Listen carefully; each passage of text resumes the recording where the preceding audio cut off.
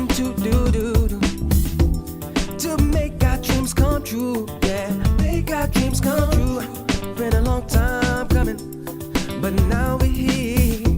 So won't you stand up and show no fear? For the master, master teacher. Freedom for the master, master teacher. Freedom for the master, master teacher. Freedom for the master, master teacher. 'Cause he's a man of the hour. They kidnapped him for building Tamarae. He put his life on the line for us all. And for the truth, the lies must fade away. Fade away. It's been a long time coming. Yes, let's be strong. For the 7 seals are breaking. It won't be long to make our dreams come true. For a life that's new. Some are called and few are chosen. Said, how about you? For the master, master teacher. Freedom for the master, master teacher. Freedom for the master, master teacher. Freedom for the master, master teacher. Freedom for the master, freedom, master teacher. Freedom for the master, master teacher. Freedom for the master, freedom, master teacher. Freedom for the master, freedom, master teacher. Think not that we are earthborn, we come from earth, we may be, but we are life-born spirit, and without knowing we can never be free. Knowledge of this was lost when we were cast into blindness. The master teacher came and broke the chains of bondage. For the master, master teacher. Freedom for the master, freedom, master teacher. Freedom for the master, freedom, master teacher. Freedom for the master, freedom, master teacher. Freedom for the master, bring it master teacher. Bring it freedom for the master, master teacher. Freedom for the master, bring it master teacher. Bring it freedom for the master, master teacher. Freedom for the master, master teacher. Freedom for the master, master teacher. Freedom for the master, master teacher. Freedom for the master, master teacher. Freedom for the master, master teacher. Freedom for the master, master teacher. Freedom for the master. They did everything in their power to take this land and make sure that what's happening right now does not go on. They tried every trick in the book. They ain't finished. They tried slander, defamation of character. They tried to lock brothers up, harass sisters on the street, stop every car coming down, make sure they did everything they could. And not one person come out and help us. Why? Because they had us marked as a cult. Oh, there's some crazy suicide cult.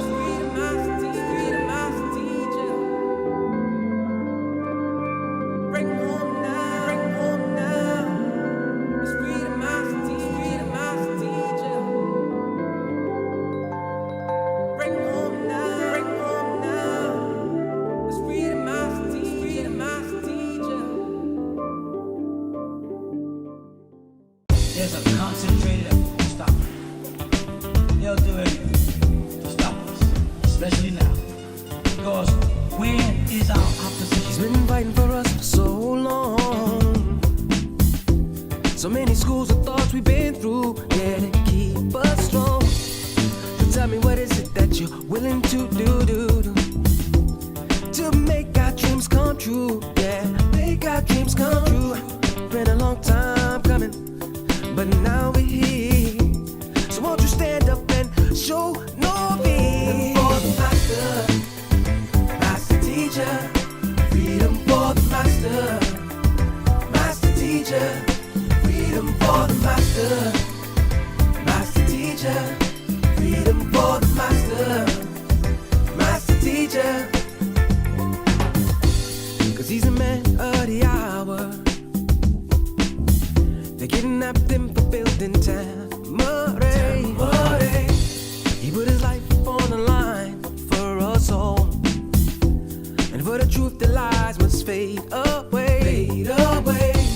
It's been a long time coming, yes, let's be strong. For the 7 seals are breaking, it won't be long to make our dreams come true, for a life that's new.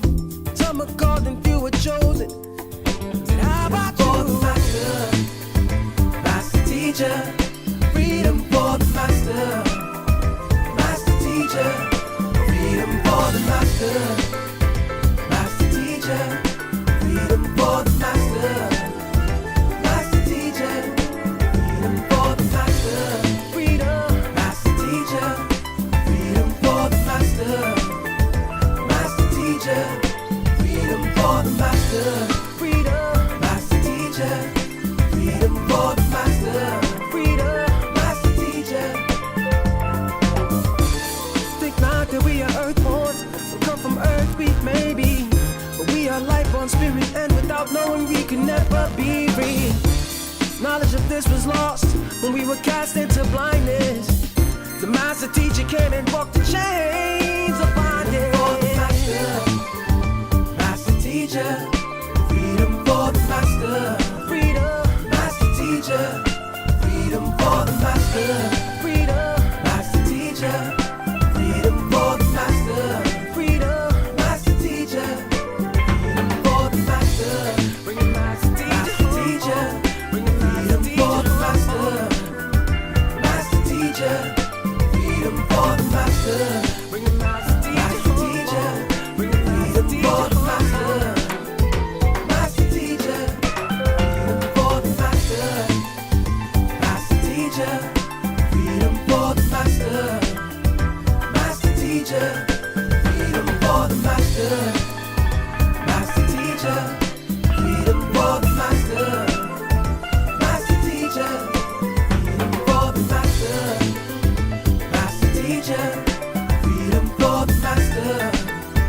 Master teacher, freedom for the master. They did everything in their power to take this land and make sure that what's happening right now does not go on.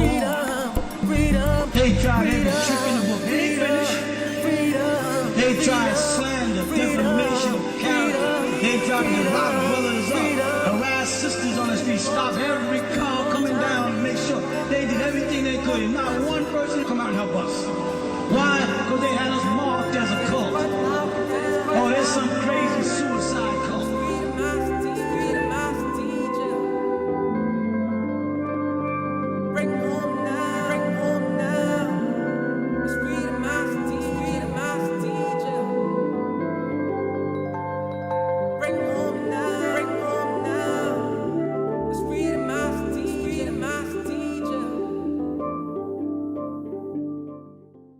There's a concentrated effort to stop it. They'll do everything to stop us, especially now. Because where is our opposition? He's been fighting for us for so long. So many schools of thoughts we've been through, yeah, to keep us strong. So tell me, what is it that you're willing to do to make our dreams come true? Yeah, make our dreams come true. Been a long time coming, but now we're here. So won't you stand up and show no fear? For the master, master teacher, freedom for the master. Master teacher, freedom for the master. Master teacher, freedom for the master. Master teacher, 'cause he's a man of the hour. They kidnapped him for building Tamarae. He put his life on the line for us all, and for the truth the lies must fade away. It's been a long time coming, yes, let's be strong. For the 7 seals are breaking, it won't be long to make our dreams come true, for a life that's new. Some are called and few are chosen. How about you? Master teacher, freedom for the master.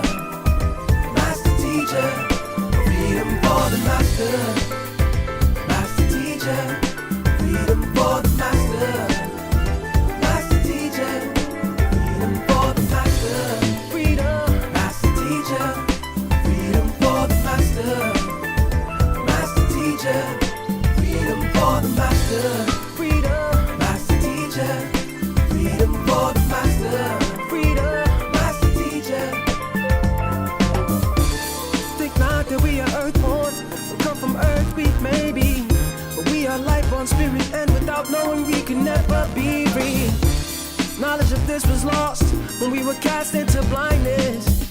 The master teacher came and broke the chains of bondage. For the master, master teacher, freedom for the master, freedom, master teacher, freedom for the master, freedom, master teacher, freedom for the master, freedom, master teacher, freedom for the master, bring it master teacher, bring it freedom for the master, master teacher.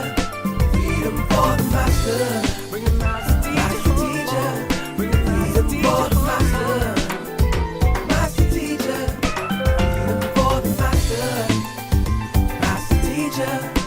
freedom for the master, master teacher, freedom for the master, master teacher, freedom for the master, master teacher, freedom for the master, master teacher, freedom for the master. Teacher, freedom for the master, master teacher, freedom for the master. They did everything in their power to take this land and make sure that what's happening right now does not go on. They tried every trick in the book. They ain't finished. They tried slander, defamation of character. They tried to lock brothers up, harass sisters on the street, stop every car coming down and make sure they did everything. Rahubat. Rahubat Moisa. We're back Back in the house. OSM, our Souls Matter, live on YouTube. Let everyone know we're here. Like, share, and subscribe. And all that good stuff. Yeah. With tax. No, it's good to have you guys. We're just waiting for more people to join. Let everyone know, let the whole world know we're live. Bing, bing, bing, bing. Okay. So who's on? Rahubat Liz.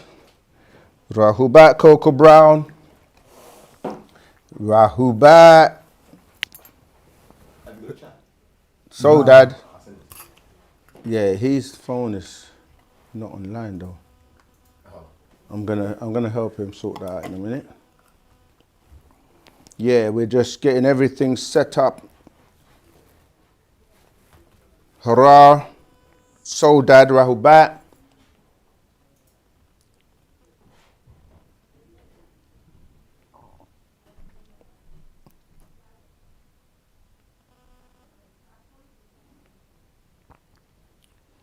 How are you guys all doing? Lots of information to expose today.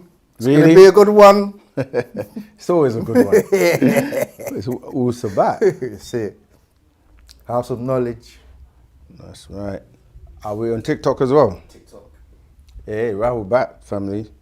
So, The game changer, the game changer. phone call. This is a voice note, yeah? Okay. I've got a voice note for you. We ain't even started. We ain't even done our introductions yet. All right, go for it. We'll do the intro in a minute, but yeah, go for it. We're here to serve humanity. That's it. Greetings, family. I wanted to ask, I'm getting ready for a major surgery and naturally I'm scared. How best do I deal with my situation? Deconstructing religion while going through the hardest time of my life hasn't been easy for me. As such, I don't know how best to handle my situation, how to pray if I need to pray, and so on. Thank you. So the question was, I'm going through surgery. And because they're no longer in religion, they want to know how to Protect themselves. Okay. You have to speak to your ancestors. So instead of thinking that it's going to some unseen God, or, you know, you've got to really, your intentions are important. So yeah, you've got to really call on your ancestors and call on your protectors in that way. Because when you think about what you're calling prayer anyway, it's just communication, isn't it? You're talking to someone, but really you don't actually know in religion who it is you're talking to or calling on. So in this sense, you do know. I'm not sure how much of the scrolls of Wu-Sabat you've actually looked into, but you know, we have many scrolls that you can also read if you're still going to be there for a while. But yeah, it's about your intentions and directing your thoughts and your prayers to your ancestors. In terms of if you're calling on the Panatharu, you know, that's who we call on. So yeah, I hope that answered. I don't know if you want to And add. your immediate ancestors as well, blood ancestors, just call on them, ask for guidance and protection, Sure. and they will assist you. Yeah. So we got a Saru back in the house. Yes. People keep bugging me and asking me, man, what have you done with Asaru? Have you, I don't know, they thought maybe I don't know, kidnapped you or something. But no, he's here, he's live. Live in the house. So he does come through from time to time. And it's all love. So yeah, for those of you who have missed him, he's here live in the flesh. Okay, still trying to get my... Okay, like, let's see who's on. I'm going to give you this one for now, yeah? Just so that... And then if you give me yours, I'll sort that out for you.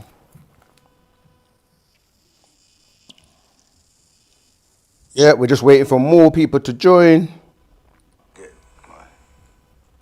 Okay, you take that one. And I'll do...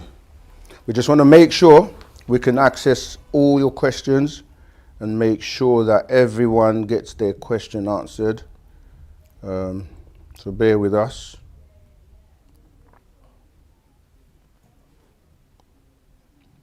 Like, share and subscribe. Tell the friends, families. And if you're reading a scroll, it's always best to ask a question from the scrolls. It just makes it so much easier. Perfectly, like the book title, page number, Exactly. verses. That way we can answer the question much more easily. Tour. You all should be studying and reading. Right, I'm trying to find.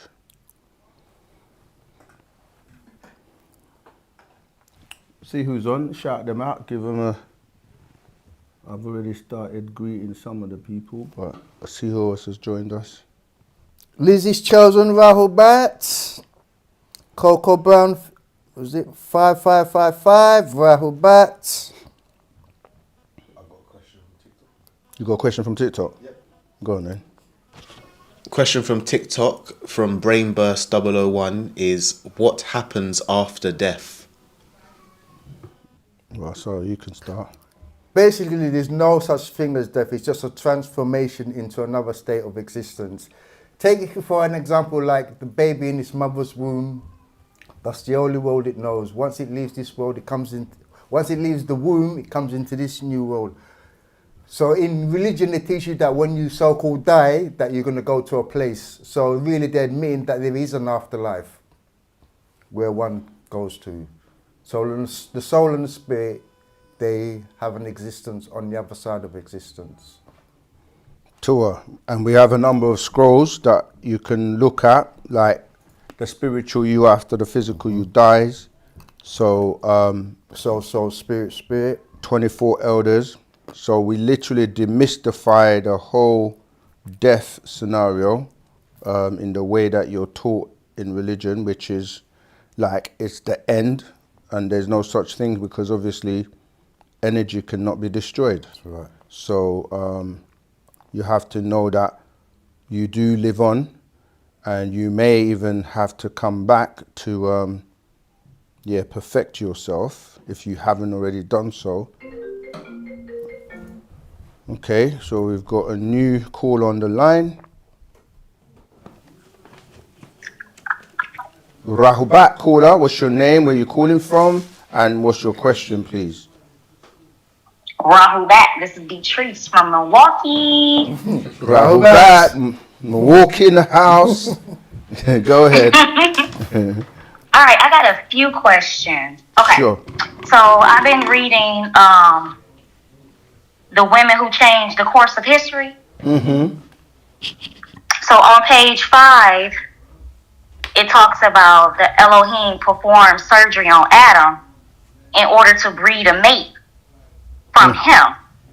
And then it's talked about, but the gene mix came from one of the supreme beings who was indeed a female named, is it Niti? Mm-hmm.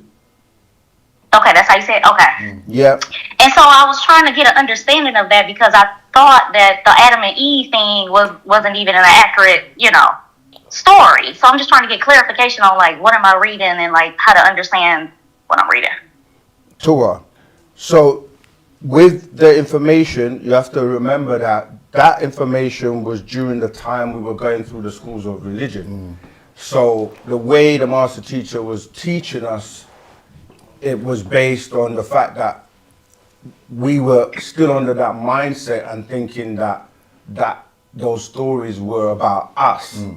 So when you're saying Ninti, you're really dealing with the Anunnaki and the Sumerians, and they basically did experiments. So that is talking about how the genetic experiments were being done by going into the blood in the marrow, of the bone marrow to get the genetics or the DNA, the potency. So that's what it's referring to, and it's actually funny because I've got this. I just happen to have it here.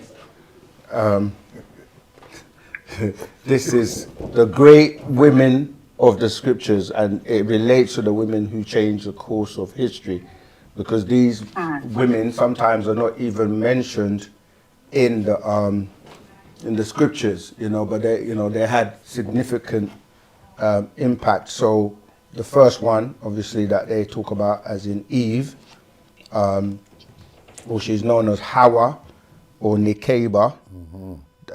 Then you've got Sarah, who again was one of Abraham's wives. The other one being Hagar. In Islam, they say Hajar or Hajar, but yeah, that's Hagar. So I'll give you the quotes in the Bible for them. So we're really, in your question is relating to Genesis 3:1 to 24, talking about Eve. Then Sarah is Genesis 12:11 to 20. Hagar, Genesis 16:1 to 16. Then you have Keturah, okay, who is another one of Abraham's mates, wives, and that's Genesis 25:1. Then you have Mary, obviously significant, as in the mother of who we call Yeshua or Jesus, and you're going to find that story more in the Quran, 19 verses 16 to 34, and then you go Fatima, who was one of the daughters of Muhammad, and that's in Revelations 12:1 to 6. So that story, we have to put all the older scrolls in terms of the before the hereafter doctrine in the realm of religion, and then update that to, as you say, when we're now talking about the Adamites, people think Adam is the Adamites, but it's not, because the Adamites is talking about the graftation of those beings by the Pleiadians, and that really has nothing to do with us. Does that help? Okay. Or do you want to? Yes. Yeah. Also, a book, right, good story again would be Anunnaki and the Biblical Race. Yeah. That will tie into the Anunnaki story as well. That's the master secret. Okay. Master Secrets, yeah. Okay, like 2 more questions. Sure. Okay, so the images that's like depicted in these books, are they somewhat accurate or are they just like pretty much made up images? No, they're accurate. Oh, okay. Yeah, and this is one of the things that when the master was putting pictures into the books, because in Islam, they say that, you know, you're not allowed to Have images. have images, only if it's of Muhammad.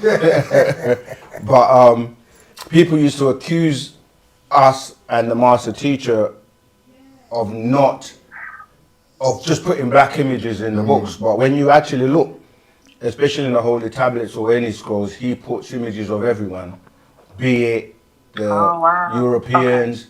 And the next question is going to be, how do we know that they're accurate? I'll give you a simple way, and then we can go into more detail. It's like, you know, when someone commits a crime and the police or whoever's doing the investigation, they get an artist impression of the person. And that's by someone, you know, describing, and, you know, they will draw it, and they'll get it to a point where they're like, does this look like a person? And they'll say yes, and then they'll circulate that poster and that image for people to look out for the person. So there is that, but you're also dealing with the master teacher, who he accesses all of the realms. Yeah, he's the ninth element. So obviously you know about the 9 different 9 realms and the beings or people that. In fact, let me see if I can find that in. When I said the 9th element, that might be something people have never heard before. But if I go to, it's actually a great question. If I can find it in this scroll, where it talks about. Okay, here you go. This is in this scroll called, people refer to it as the Book of the Dead, but it's actually the coming forth by day. All right, and on page 1 in the introduction, it says, I am the Ruach, soul of the Pataites. I am Ptah, opener. Ptah is of the 9th element. Yeah. The first element is air, which is referred to as Nefu. The second is water, Mu. Obviously, in the tones, we've upgraded that to like Maya or Moya, dealing with water. The third is earth, Ta. And the fourth is fire, Set. The fifth is female, Nut. The sixth is evil, Nephi. The seventh is male, Geb. And the eighth is angel, Shu, and the 9th element is deity, Ra. One like myself comes every 25,000 years. I am a supreme being who has come for the renewal of your forgotten story. One of the ancient ones, called Neteru by some, Avatar. You know, we say Baba Avatara, Avatar by others, and Ila Mutajassida by even others. This is the bit I want you to pay attention to. I have access to all the forces necessary to retrace and foretell. Yeah, I qualify by the forces of nature to receive and disclose universal right knowledge, right wisdom, and the right understanding, unveiling the past and emphasize the present and blueprint the future. So he's able to go to these realms and meet and see these beings, and then is able to then give an artist the description and everything, and then they draw the image and likeness of the beings. So he meets and he speaks to different beings and different people on all realms. So that's why the pictures are accurate. And no one yet has come to say, that is not you know, what they look like. So yeah, they are accurate. We beat them to the punch. Yep. And one of the things the master explained is that in removing the spell of 6 ether, when you've been programmed all your life with the images of the, you know, the Adamites, so, you know, in your mind, when you hear the word Moses, because they made movies, you know, when you hear the name Jesus, you have an image in your mind. And a lot of the time it was, you know, the Europeans or the blue eye, blonde hair image of Jesus. So he was like, I'm gonna replace those images and give you the images. So now when you think about, you know, them, when you've been in Wu-Sabat for a while or reading the books, the images that come to your head now are the ones, the right ones, based on actual facts. Like when you look at the description of Jesus, for example, in the Bible and stuff, they talk about him having hair like lamb's wool, yeah. his feet like burnt brass, his eyes red, you know, etc., etc. So if you build that image up, what you get is a completely different picture to the one that has been pushed for the last 400 years or 6,000 years. So does that help? That does. Thank you so much for that. No problem. You had one more question? Yes, I got one more.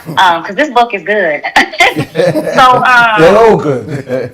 But go ahead. So the hash, who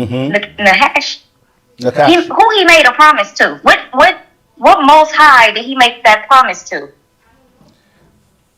Where could you read? I mean, it would be Anu, but I just want to make sure, because when you say the word Most High, you're really referring to Anu, because that whole, like, the biblical accounts are taken from the Sumerian doctrine of the Anunnaki. So when you say the Most High, you're really referring to Anu. Anu. Okay, let me write that. Anu. Okay. Do you know the page and the verse where he mentions that? So I start. It was page 5, and I might have read from page 5 to like 7. Okay. Where?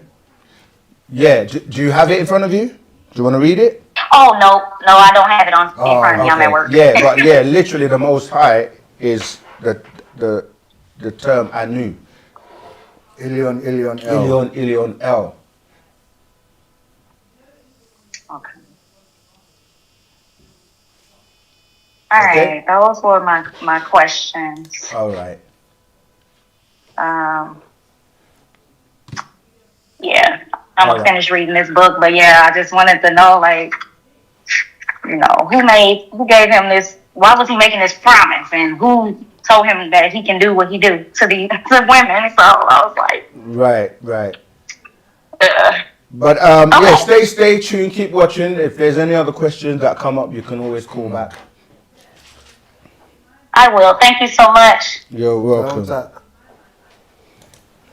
Yeah, this today I don't have my Miss Irish Moss, but I have these natural juice shots, and this is a grape and ginger, because again, this weather in the UK goes up and down. 1 minute we think the sun is here, and the next minute it's cold, it's windy, so just making sure I'm getting my immune system boosted.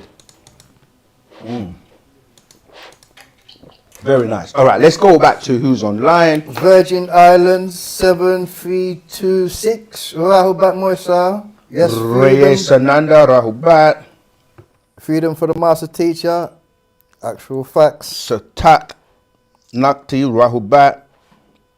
Stanley Kelly Rahubat.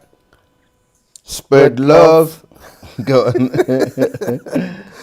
365. Akar Tahuti Ranub Rahubat. Sakat Ray Rahubat. Howard Rahubat. Peace and wellness in the house. Rahubat. Rahub Rabat Wu Ashok Muesar. Yeah, Ashok to you too. Okay, so let's see if we've got any questions in the chat. Oh, let me see if we've got questions in the other platforms. Instagram? Yeah. Let's go for it. Instagram says, are black people or melanated people native to this earth? Some are, some are not. We're indigenous to the earth. And so when you say native, where we say indigenous, meaning that we were here first. Yeah. But you have beings that came here and seeded this planet, who are our ancestors or descendants, because they descended here, and so you have some that are children of Panataru, and you have those that are bound here, and they're only from the earth. So we have what we refer to as ascending and descending beings, or souls, celestial and terrestrial. So some people have no inclination to connect and look up to the stars, or like think about anything outside the planet. They're earthbound basically, and that's why that scroll that Sarah just mentioned, you have to be like, which one are you? Do you have a yearning to feel like there's more to you? There's more to this cosmos. There's more to stuff that's going on, extraterrestrial UFOs that's now coming out, as you all know. You know that, Donald Trump released the UFO files, or started to release the UFO files, starting to let people know about all the documentation and all the information that the governments have had, and that was classified and now being unclassified gradually. And between now and the next coming months, you're going to see more and more. How is that significant? Significant because ironically they released the files on May the 8th, which is, for those who haven't seen the video that we did on do Nuwapians, or do we or should we worship Dr. Malachi Z. K. York Panarab Yanun, if you go and watch that, we were talking about May the 8th, which we referred to originally as the Day of Loss, but now we like to refer to it as the Day of Remembrance, because it was the day they kidnapped our master teacher from us physically, and it's the Day of Remembrance because we will never forget that day, because the impact that it has had. And when we start to go into the details of why he was kidnapped, it's because he was putting out this information. You can hold up some of those books, like, these are the Extraterrestrials and Creation. Is God an extraterrestrial? Are there UFOs in your midst? Science and Creation. I'm talking about most of the ones to deal with UFOs and aliens and extraterrestrials. Mission Earth. Yeah, there were so many. So they obviously... Man from Planet Risk, Man from Planet Risk. Where you got that? Yeah, it's there somewhere. I think it's over here. But the point, here you go. The point we're making is that the master was teaching us and talking about this stuff way, way before. And people used to say, we are crazy. Yeah, Man from Planet Risk. Yes. So now, what do people have to say, considering this is something that he was teaching and telling us from the 60s, 70s, 80s, 90s, and everyone else was shying away from the subject, because he was, when you start to look at some of the files, like Project Blue Book, there are so many things that he was obviously way ahead of everyone and revealing. So now people don't look at us like we were that crazy anymore, or that the master teacher was crazy, because they realized he knew a lot of information without it even being publicly available. Why is that? Because he is an extraterrestrial himself. And that was something that we were also teaching. Here you go. From the start. From the get-go, from the start, from the jump. See, my brother, the extraterrestrial. Yeah? So he's an extraterrestrial from the planet Risk in the galaxy Ilion, a tri-solar system, and all of this, tri-solar system, or 3 sun star systems are now being discovered. So, we are the authority on the subject. Back then, nobody wanted to touch extraterrestrial. Christians weren't touching it. Muslims, most people now are trying to claim it and saying, Oh, but Honorable Elijah Muhammad spoke about the mother plane. Okay, cool. But who broke it down? Yeah, Who went into the that's it. detail of what is that and where is it and what's going to happen, etc., etc.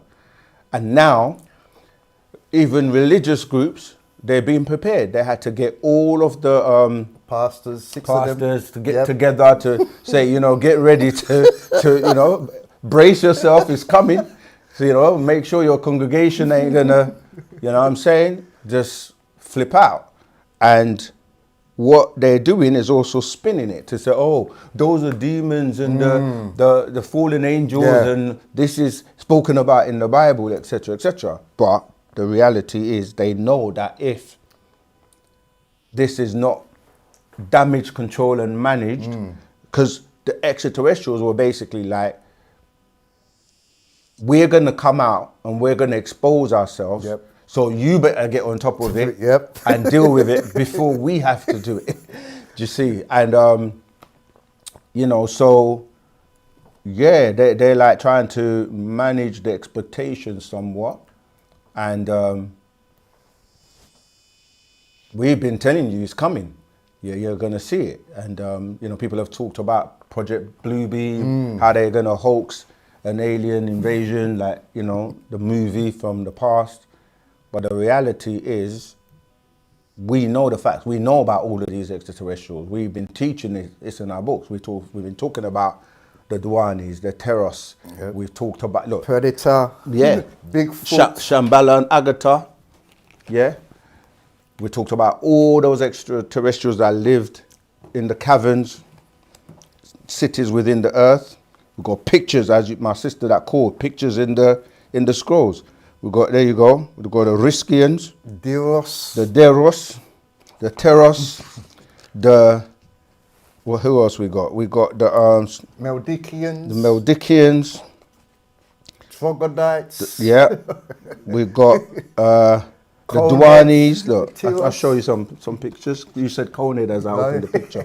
See, we know all of them. We know who they are, where they're from, what they do, how they got here. We know everything to do with these beings. And the Epstein files and certain files have been talking about reptilians. We know about the reptilians. We know about, you know. So now, anyone who has been following the master teacher from back in the day, yeah, you know who's got that information.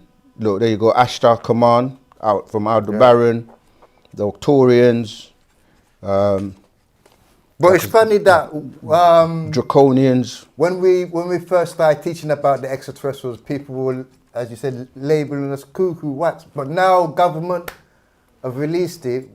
We don't sound crazy after all. Now we know we're the ones with the facts, actual facts. Yeah, look at that. We've got pictures of Hatton.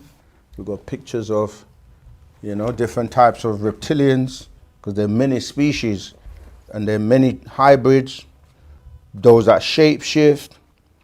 You know, there's a lot of information in our scrolls. Yeah, the dinosaur man. We've got, and remember, some of these extraterrestrials have so much technology that they can literally shape shift and clone themselves, cloak themselves. Look, we forgot about the Syrians. Have we got that scroll here? Yeah, we should have Bigfoot. Bigfoot, come Yeah. on. So yeah, we're here to answer questions and deal with a lot of this information that the master teacher, Parnabab Yanun, Baba Avatar Yanun, the extraterrestrial, The real extraterrestrial. from Risk. If you haven't watched the movie The Man Who Fell to Earth, look at that. Look at this. You know how old this book here is, yeah? This book goes back to the 90s. You see? You got pictures of the Roswell incident. yeah, the Roswell incident. Well, it's actually in Corona. Let me read a little piece actually. It says there, do the Greys have to depend on the reptilians? Answer, yes, they must depend on the reptilians for supplying their food and reproduction. They have successfully bred with humans and can breed amongst themselves. The Zeta, who are cruel, are better known as the Meldekians, who now inhabit the seas of the planet Earth. under the Bermuda Triangle area. Many ships of sea and air are reported to have mysteriously disappeared. Along with UFO sightings, cities and laboratories exist in these areas that were made by the Meldekians. The grey that is pictured above is a model that was used in the movie Roswell. The movie is based on the crash that took place in July 1947 AD near Roswell, New Mexico. Now, this is supposed to be a simulation of a grey. If you didn't know any better, you would think it was real. A lot of time had to be spent studying these beings and their crafts in order to duplicate one so well. And obviously it goes on. I'll give you a little bit more. How did they manage to get tied in with the reptilians? Answer: the original greys were cloned by the Anunnaki. These were the first and good greys. They were helpers to the Anunnaki and were originally created vegetarians with high metabolisms to offset heat loss. Once the Anunnaki were finished with the greys and set them free, the reptilians kidnapped and altered their genes to enslave them. Because of the mixing of genes, some of the greys now are benevolent and some are malevolent. When people say that all greys come from Zeta Reticuli, that is incorrect, because the greys are everywhere and they were being transported all over the galaxy. Although these greys work with these reptilians, they want to help humans because they want to breed with them to get the disagreeable reptilian gene out of their genetic makeup. I mean, this is this scroll, you can just go on, but yeah, so that's the day and time we're in. Have we got a caller? All right, let's go. Rahubat. Greetings, caller. What's your name? Where you calling from? And what's your question? Rahubat. Rahubat. Calling once again from South Africa. My name is Benedict. Benedict. So my questions are quite volatile, but yeah. I understand that our ancestors give us messages through dreams or in our minds, but are there like specific rituals one may use to actually summon our agreeable ancestors? Summon. No, like to actually see them. Yes, we have rituals that you can utilize to ask them nicely. Not summon, but we know what you mean. Like request their presence. Yeah. We have to be a bit more agreeable. Okay, that's a more refined answer. Yes. Yeah, there are rituals that we have, and the thing is to get to learn and know who your ancestors are and how to best like appease them so that they will come closer to you. And there are specific rituals that we have that you can do. No blood sacrifice. Yeah, we don't do any of that disagreeable stuff. But yeah, you set up your altar and you put their picture on there, and there are certain things that we do to request their presence and to ask and have a conversation with them for help or whatever you need assistance with. Okay. So how do we, digital students, find digital students, these... I like that. Computer. So are you an AI then? No, I know what how you do mean. we attain the knowledge for these rituals? Right. Are you not in the groups? In the Telegram groups? No. Oh, is there a Telegram group? Yes. If you look in the chat, you will see it says join the official Wu-Sabat Telegram for live updates and direct access to student teachers. That's to us and any other student teachers. So join that Telegram group, and then any questions like that you can ask in there, and then you will be given the information. Okay, so another question I have, it's not adjacent to my previous question. Okay, hopefully it's not too controversial, but it has to do with body modifications, right?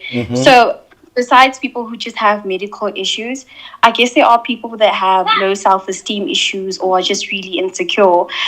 Does Wu-Sabat discourage like cosmetic procedures for the sake of vanity. So that last part I didn't catch. Does Wu-Sabat discourage cosmetic procedures for the sake of vanity? Absolutely. We in fact, I'm trying to find, there's a part to that I want to read if I can find it. Whilst I'm looking for it, yes, because that's self-hate. That's, you basically, if you claim that you were created from a creator that's all-knowing, then what you're really saying that he made a mistake with you. If you have to now go and correct it and, you know, do cosmetic, like anything that you're trying to look like someone other than self and kind is really self-hate. Even when people try to wear this, like the six ether, yes, in the golden children, I think that's what I'm looking for. Yeah, when you try to look in the image of the beast, it's like you're really telling your ancestors that, you know, you're not content and you're not happy with how they made you. So yeah. I'm sorry, can I just preface something? Besides, like, trying to achieve a different look, there is a term people use where they refer getting body modifications or facial modifications as enhancing what they already have. Is that inclusive of that? Yeah, like because how can you excuse me, how do you enhance? That's why I was giving you that whole thing. Like, if someone has a crooked nose, for example, and they decide to get it like straighter. Yeah. I mean, if it's not a medical problem, that's what you were saying initially, right? If it's a medical problem, at the end of the day, people are going to be people and it's their body. But what we're saying, as in Wu-Sabat, all this like BBLs and, No. you know, just all the stuff that people do to modify themselves from being natural. And you have to see that there are so many implications and things that come from doing, you know, this surgery that it's not really, I mean, let's just look at Michael Jackson for an example. Right. But yeah, I don't know if you want to add anything. There's a TV series called Botch where people have had plastic surgery. Right, I'm aware of it, yes. And they've had to go to the doctors to have it corrected. Yeah, we try to stay as close as possible with natural nature. Yeah. Okay. I'm actually trying to find the golden children. Oh, here we go. I've got it. Right. I just want to read a little bit from that because it kind of answers your question more than I could possibly do by partner Babianu. So,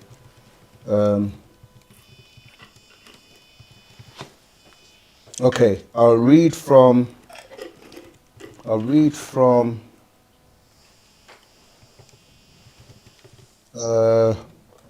there's a specific section I want to find.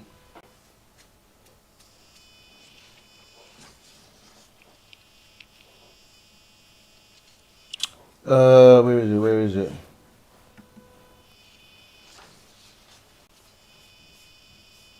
Okay, I'm gonna try and read from page 3. So it goes from verse, I'll go from 31. For each golden child born from 1973 AD to 2003 AD, at the exact same time of their birth, there was a fire child born, the exact opposite in nature. Their first was born a male child, first in 1973 AD. They do deform their bodies, right? This is the section I actually did want to find. They do deform their bodies in all ways and are those who have spread it tapao world over. That 34, their music, food, lust and body distortions has led to many golden children being seduced into following these fire children. 35, deceived by the offer of finance, success, wealth, accepting them as karadu, children of fire, instead of as golden children. Many have surrendered their Ba'u, souls. To these fire children, many golden children have been forced to be like others by their own Yasar family and Sadaqu friends, or be rejected, left alone, denied all normal happy life. This will not affect their realignment with the oversouls that sent them. The time for the true awakening is upon us. I was supposed to touch them on June 26, 2003 AD. 40. As you see, the children of fire prevented that. 41. Be careful not to hurt one of these children because of their strange behavior. 42. They can be so different in so many ways. 43. There are many times misunderstood and some diagnosed as having attention deficit disorder. 44. So their extraordinary qualities are psychic, telepathic, creative, healing, clairvoyant. Some start to read very young, draw, sing, write poems regardless of age. Some hate school education, even people. They have an awareness of outer beings that others don't seem to know anything about. They are protecting themselves. They are the next 9 ether evolution, quantum leap to 10 ether cycle, or 10, 1 plus.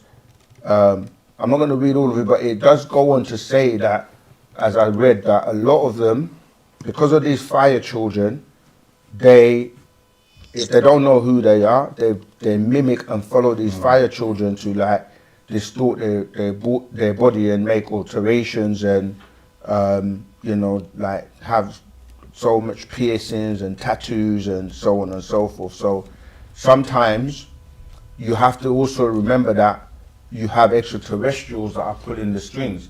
Like you have, the Andromedans who are pushing the whole, what's the word I'm looking for? Nutrigender? Yeah, nutrigender, but there's a word. It's just escaped me. Yeah, basically they're making people want to alter their bodies to be... no? No, that's not the word. Androgynous. Yeah. That's the word I was looking for. Yeah, and so you have also a situation where people, because we teach about things that no one was really, until this day I don't know anyone who teaches, is that you can be a physical male on the physical outside, but have a female spirit, and vice versa, where you can be a female physically on the outside, but internally have a male spirit. And so sometimes people feel like they want to look like the way they feel on the inside. So people do go for plastic surgery and take, all these alterations to look like how they feel on the inside, So if they feel like a female, they would go through the process of like transforming themselves to look like a female and so on. So there are many different reasons why people would do that, but yeah, in Wu-Sabat, we promote and maintain for you to be natural as much as possible. Of course, if there's a medical reason, then that's down to the individual and the family to make the decision. Okay. So, the last question I have is, during one's spiritual journey, would astral projecting be something that may ever be conducive to learn? Sure. It's something you probably were doing from a very young age. And with suppression and maybe not knowing and understanding what's going on, a lot of people just, because from the age of birth to the age of around 7, you're still connected to that spiritual realm.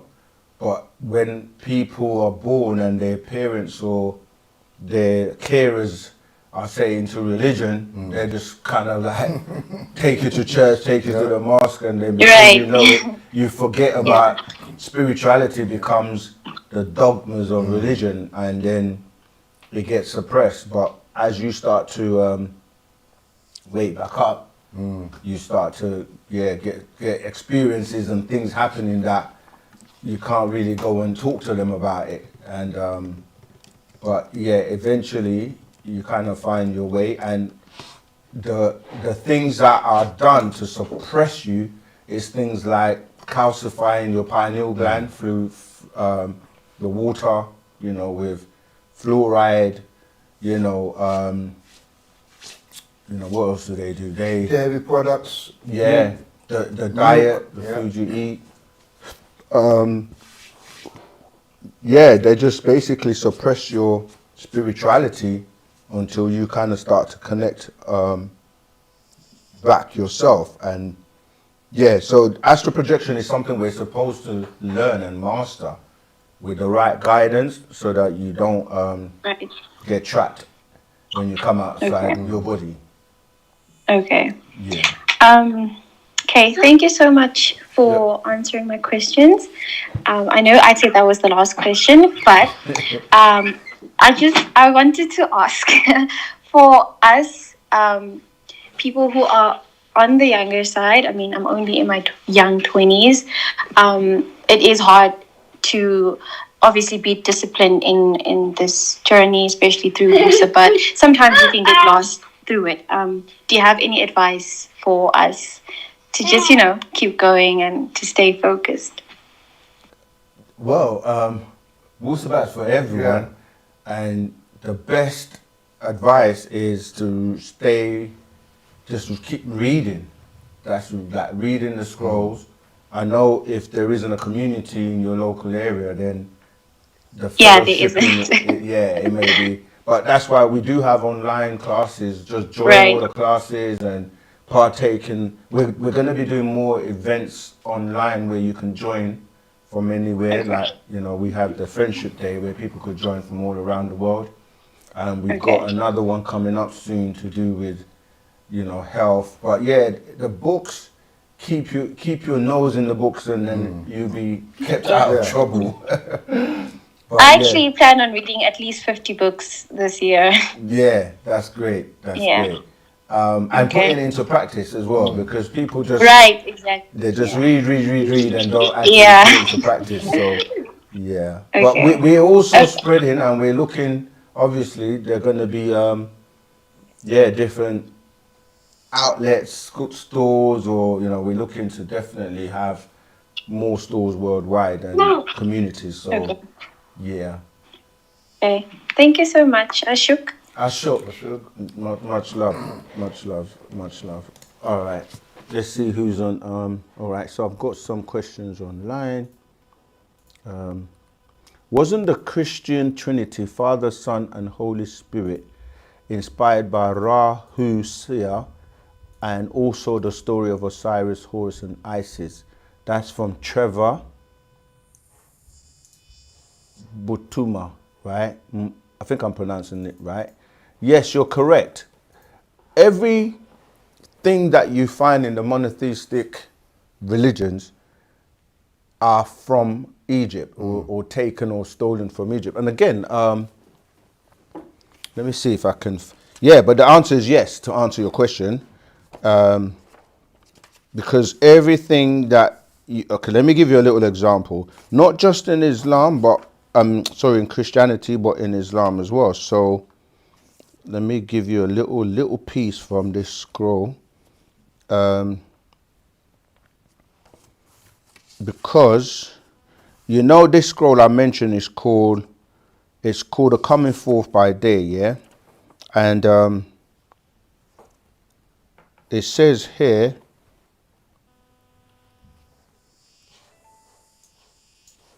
okay, so if I just read this piece, it says, we were the indigenous people on this planet, newborns coming from star Sothis, the female deity, and sometimes Isis, and the star Sirius, or Osiris, the original Moors, with our spiritual science, wu-nuwapu, and heritage, the tribes of the Washita, before you move on to a higher life form, right? So it says here, retracing our story. Let me speak to you of who you are and your ancient heritage. When I, Amanubi Roakpata, speak of retracing our story, not his story, it takes us back to the ancient ones, the Tarites or Pataites, right? Later called Mitzrayim or Egypt, which was also called Khami or Kemet by the ancient ones, now called Egyptians, inhabited by impostors or mulatto Egyptians.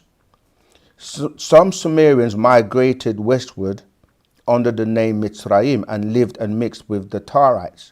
As newborns, they became Ham from Ham, Cush from Kish, Egyptian from Mitzrayim, Libyan from Foot. These names lock you into biblical history. If you believe and accept the Bible as fact, Kemet is from Ham or Ham, Genesis 5:32, meaning black-skinned. The Greeks called the land of Cush Ethiopia, originally from Aksum. The Arabs called Balad as Sudan, Sudan from Saldeh, outer field. The Greeks called Mitzrayim Egypt from Ptah. They all were in the land of Nubia from the original Nuba, the seat today of Uganda, which encompasses the whole of that continent. We existed on the planet Earth thousands of years before the Bible and the Quran. Both of these writings are new information compared to our records kept in hieroglyphs, which are also found on the walls of Central and South America and cuneiform. A picture is worth 1,000 words. Just look on the walls of Sumeria and Egypt. Even today, look at the faces of the statues in these Americas of the Olmecs, and the truth of these indigenous people of the planet reveals itself to you as newborns. It's the skin color of the people, not the sands on the shores of the Nile, which the Greeks claimed. And I could go on and on, but there's a bit where basically I want to touch on where it tells you that if you look at, like say for example, the Muslims, they go to Mecca. Yeah, here we go. So it says here, it is no coincidence when I tell you that in the Judaic religion, they stole things from, okay, let me go back. Here it says, I'm going to read from, it says, it is no coincidence that you can take so-called religious practices of today and find exactly where it was copied from in ancient Egypt. In the Islamic religion, the Muslims have what's referred to as the Al-Hajrul Aswad, or the stone, which sits in a Ruknul Aswad, the east corner of a cube-shaped building 40 times 40, which they refer to as the Kaaba. And they make a Hajj or pilgrimage to this site to encircle it 7 times in an ancient Egyptian ritual established by the pharaoh Amenuphis, who erected a large cube-shaped granite stone in Karnak to the great Egyptian deity Amun, who became Amun-Ra, the sun deity. The priest of Amun would shave all their hair off their bodies, bald their heads, wear a one-piece seamless white robe, and encircle that cube structure 7 times each day. It is no coincidence that the Arabic word for pyramid is Arum, and the white seamless robe worn by the pilgrims in Mecca is called Iram, both from the same root word Harum, or sacred place, which is also the same word they use haram for unlawful. The Kaaba of the Islamic world was built originally to the deity Al-Uzza, Allah's Holy Quran 23:19, who is the Egyptian equivalent of Isis or Aset. Yeah, their cornerstone, they claim, is a meteorite that fell to earth white as snow, and by the kisses of evil men, their sins entered and it became blackened. And that's from a hadith, yeah, Al-Timidhu 2577. So, and then it goes on, and I'm going to jump to another one point that ties into what you're asking. So it says, it is no coincidence when I tell you that in the Judaic religion, they stole things from the Egyptian culture. The 10 Commandments of Leviticus 21 to 19 of the Bible was taken directly out of the Book of the Dead, from the Declaration of Innocence before the notary of the tribunal, such as thou shalt not kill, Exodus 20:13, is the exact same thing as I have not slain people. Only in the Bible they take the declaration and turn them into commandments from a so-called all-powerful God who has to create laws. Why does your God have to send the commandments? Thou shalt not steal, Exodus 20:15, which, by the way, was taken from verse 3 of the Declaration of Innocence before the notary of the tribunal, where it states, and I quote, O swallower of shades, who came forth from Kenet, I have not slain people. So read the Book of the Dead with the intent of understanding its message. So going back to your question again, Trevor, Mbutuma, yeah, it's all taken from ancient Egypt. Stolen. Yeah, or it could be nice and say borrowed. All right, Yeah, cool, they cool. borrowed it. They borrowed it. Right, we have another live caller. We're taking it back now. Go ahead, caller Rahubat. What's your name? Where you calling from? And what's your question? Rahubat family, my name is Kwame Raye from Connecticut, Naugatuck. Rahubat. I have some questions for you guys. I want to say Rahubat to the other gentleman because it's a long time I saw him with you. Rahubat, you say Rahubat. Yeah. Rahubat, Okay. Rahubat. My first question is I want to find out if Baba has a satellite. Sorry, you're breaking up. Has a scroll on the Black Knight satellite. So you broke up. Hello? Could you repeat Is it okay now? Sorry, could you repeat your question? Is it okay now? Yeah, I want to if Baba has a scroll on the Black Knight. On the Black Knight? Did you say Black Knight? Satellite, yes. Yeah, Black Knight, yes. The satellite Black Knight, you mean? Yeah, the satellite Black Knight, yes. Not specifically spoken about the satellite. I mean, we know about it. We know that, you know, they talk about stuff, but not Baba hasn't spoken specifically on that satellite. But you know, okay. I mean, if we get any information, we will share it. But what is funny is recently when they did this whole going to the moon, and they took a picture. Okay. They took a picture of the Earth, the whole Earth, right, from the rocket. There were no satellites in the picture. Yeah. Not one satellite, but it showed the whole Earth from above, looking down on Yeah. it. Things that make you go, But yeah, and we don't have any specific information on the. Is there a specific thing you were looking to find out relating to the satellite? I know it goes polar orbit around the Earth, whilst any other satellite goes orbits the Earth normally. So maybe I was thinking maybe you guys, you know, have information regarding the Black Knight satellite. That's just the name that they gave it. Yeah. Oh. That's what I'm saying. Like, they say it's a conspiracy theory. You know, like claiming a 13,000-year-old extraterrestrial object which orbits the Earth.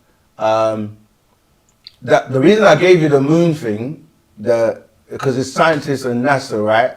They're the ones that they're telling you this information. But as I said, like when you look at information that has come from NASA, and even the first moon landing, it's being deciphered to the point where it's like it's not credible. No. And many scientists are debunking it, because what is funny is when you look at the old footage, which the master brought down years ago, like people are like, who was waiting on the planet, on the moon, to film them coming and landing? Yep. And The stars that you see stars from the Earth clearly, but yet when you're on the moon, which is closer to the stars, there were no stars. The shadows are all wrong in terms of the lighting. The assembly of the moon buggy. Yeah, how did the big buggy get into the rocket to go there?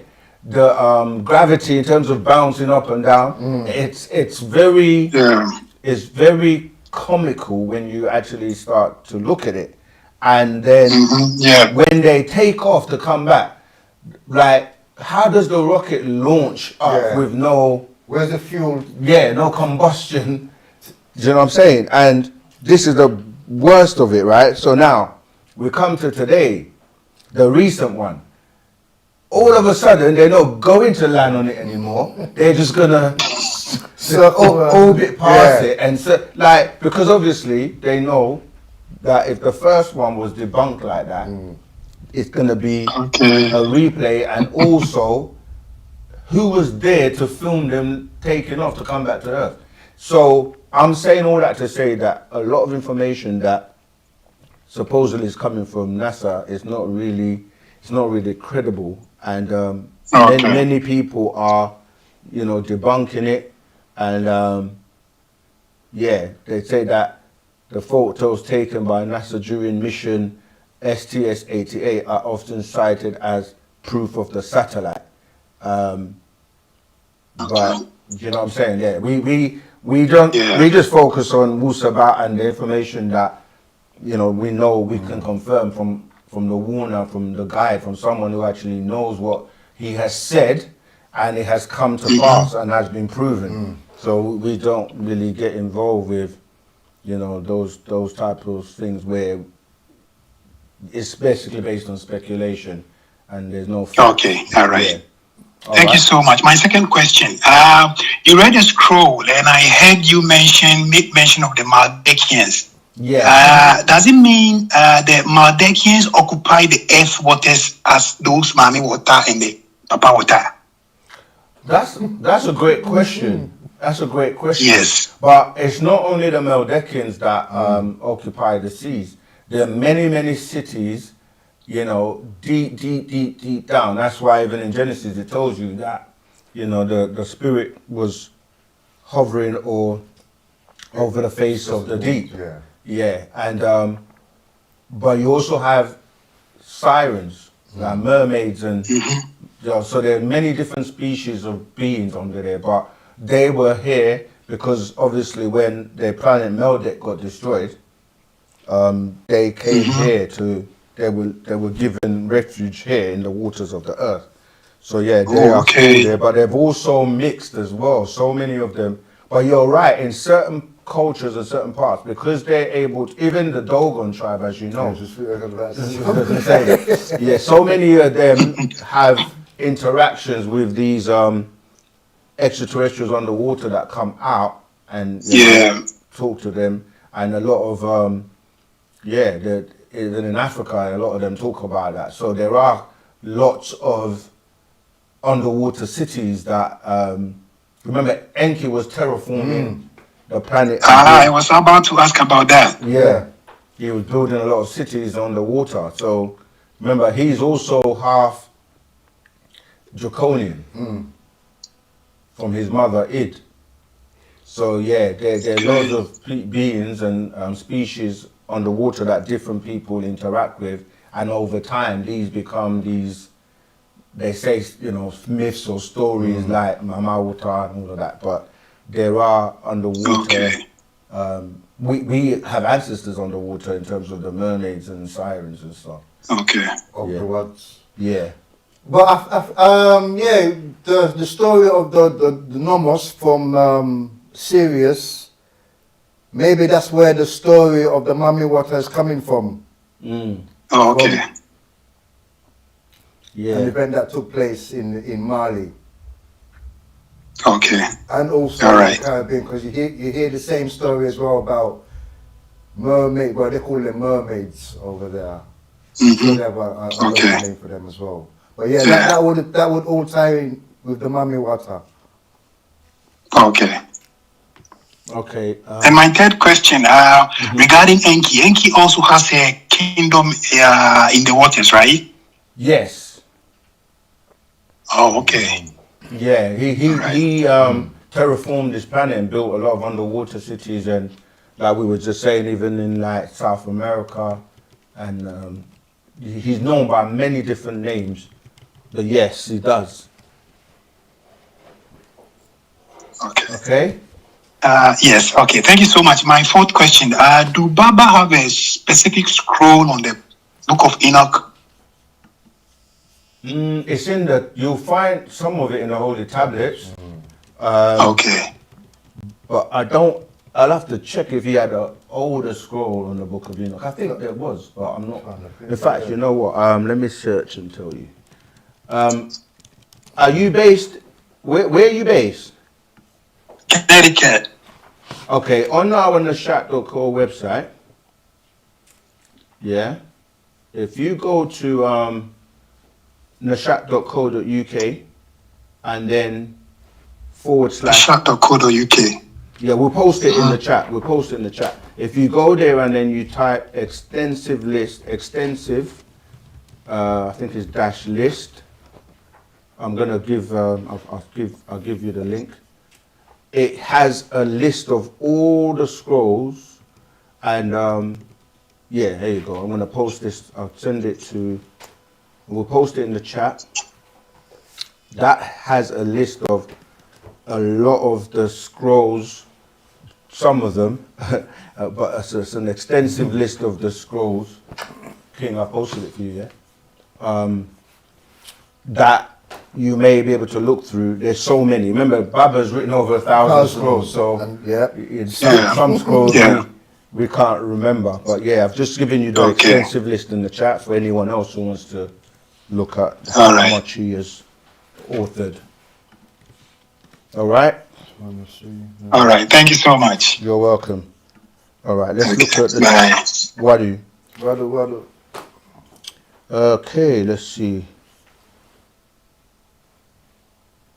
Where can I get my hands on a book? This is from J. Rome 503. Where can I get my hands on a book that teaches me Wu-Sabat language?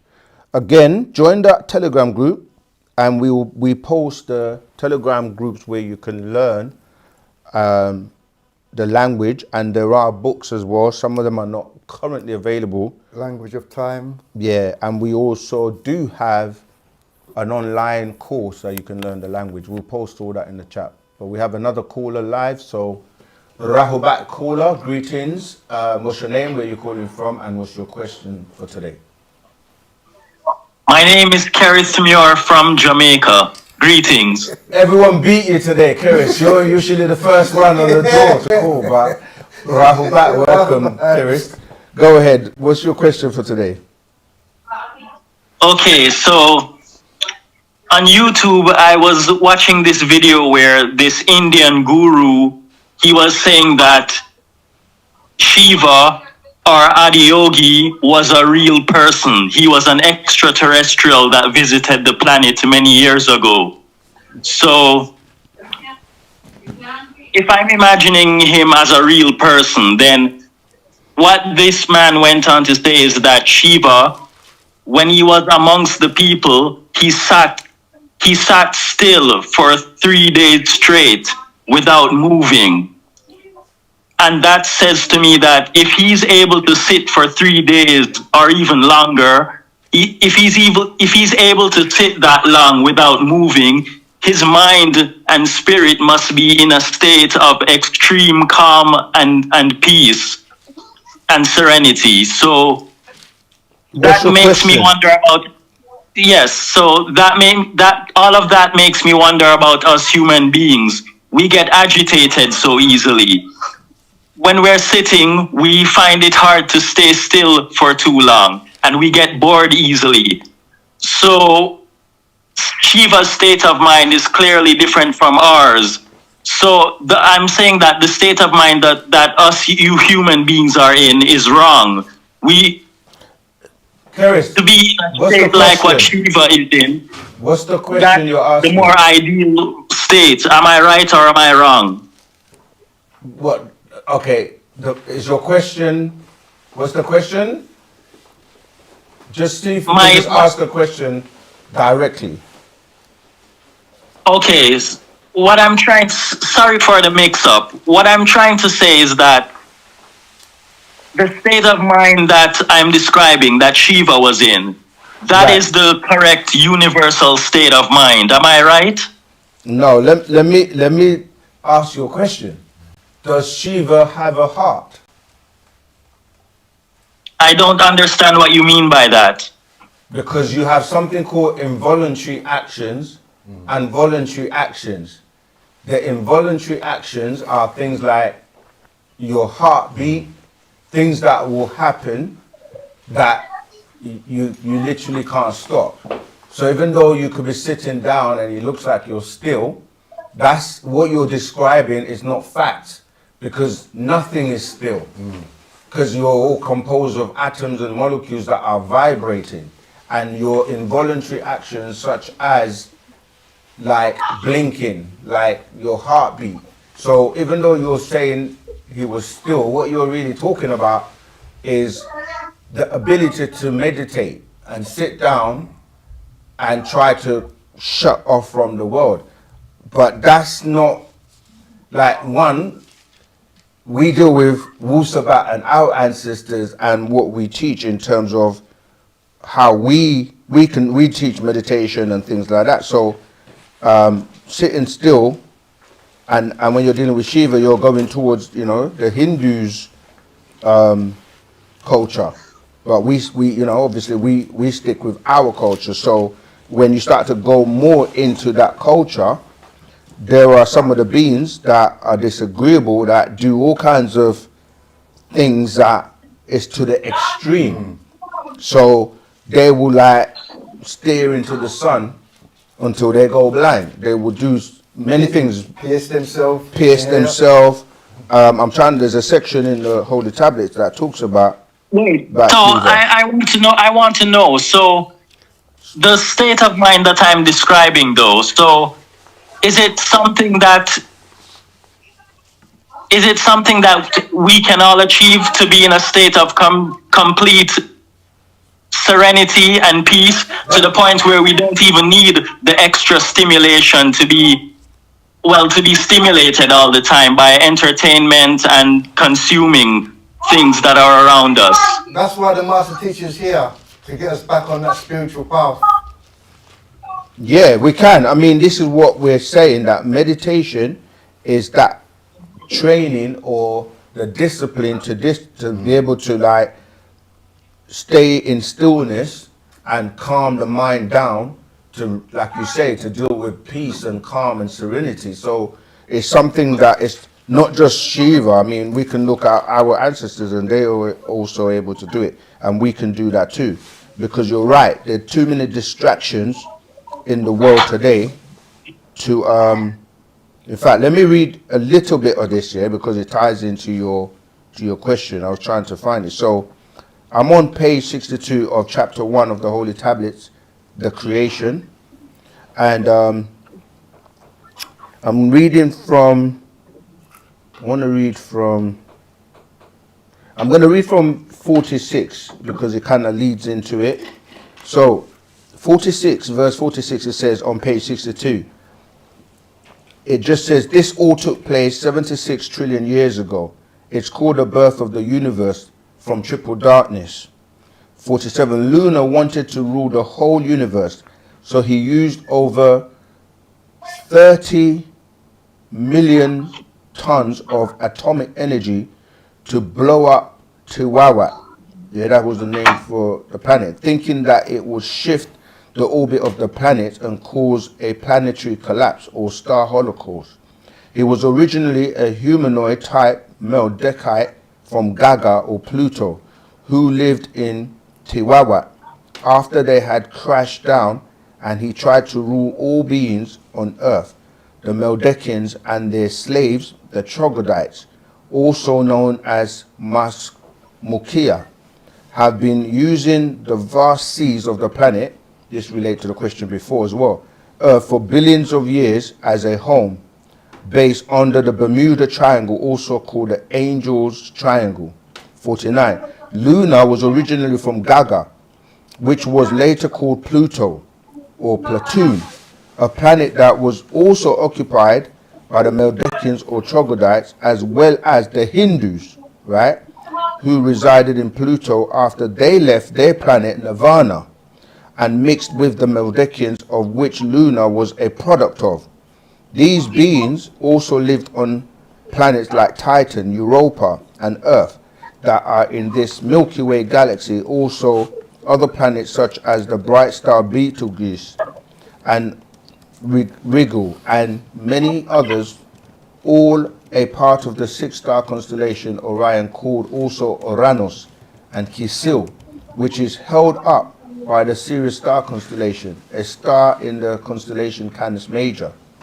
I'm not going to read it because it's quite long, but when you read it, it then goes into talking about Shiva and these beings from Nirvana, and not all of them are agreeable.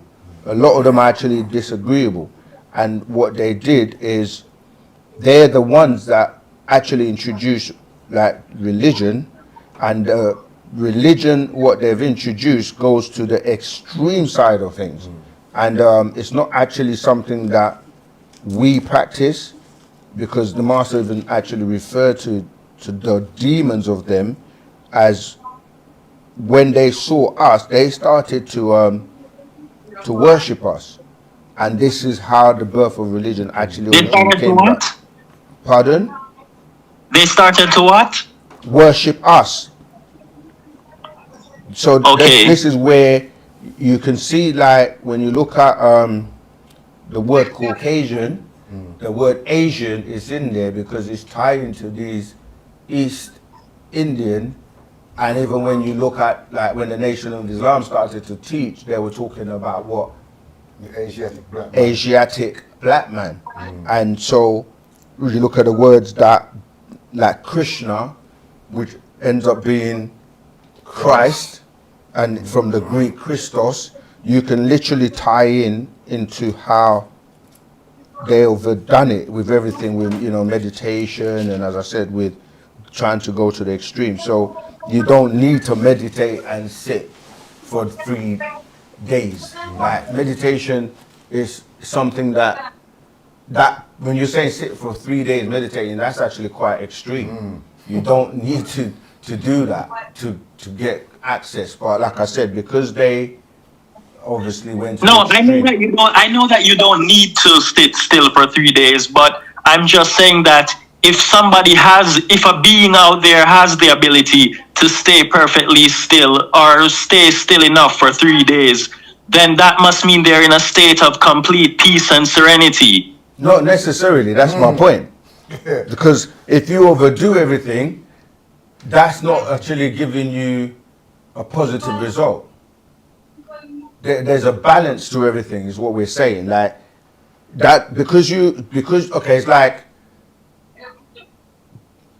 if you starve yourself for a very long time, Shiva's biology is different. He wasn't starving when he did that.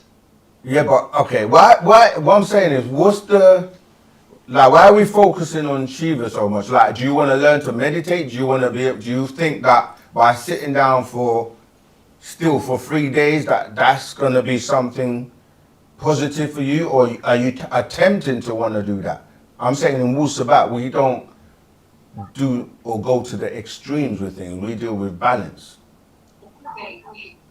I was just trying to get at the point, or I was just trying to find out if the state that Shiva's mind is in, is it more centered than our state of mind as human beings?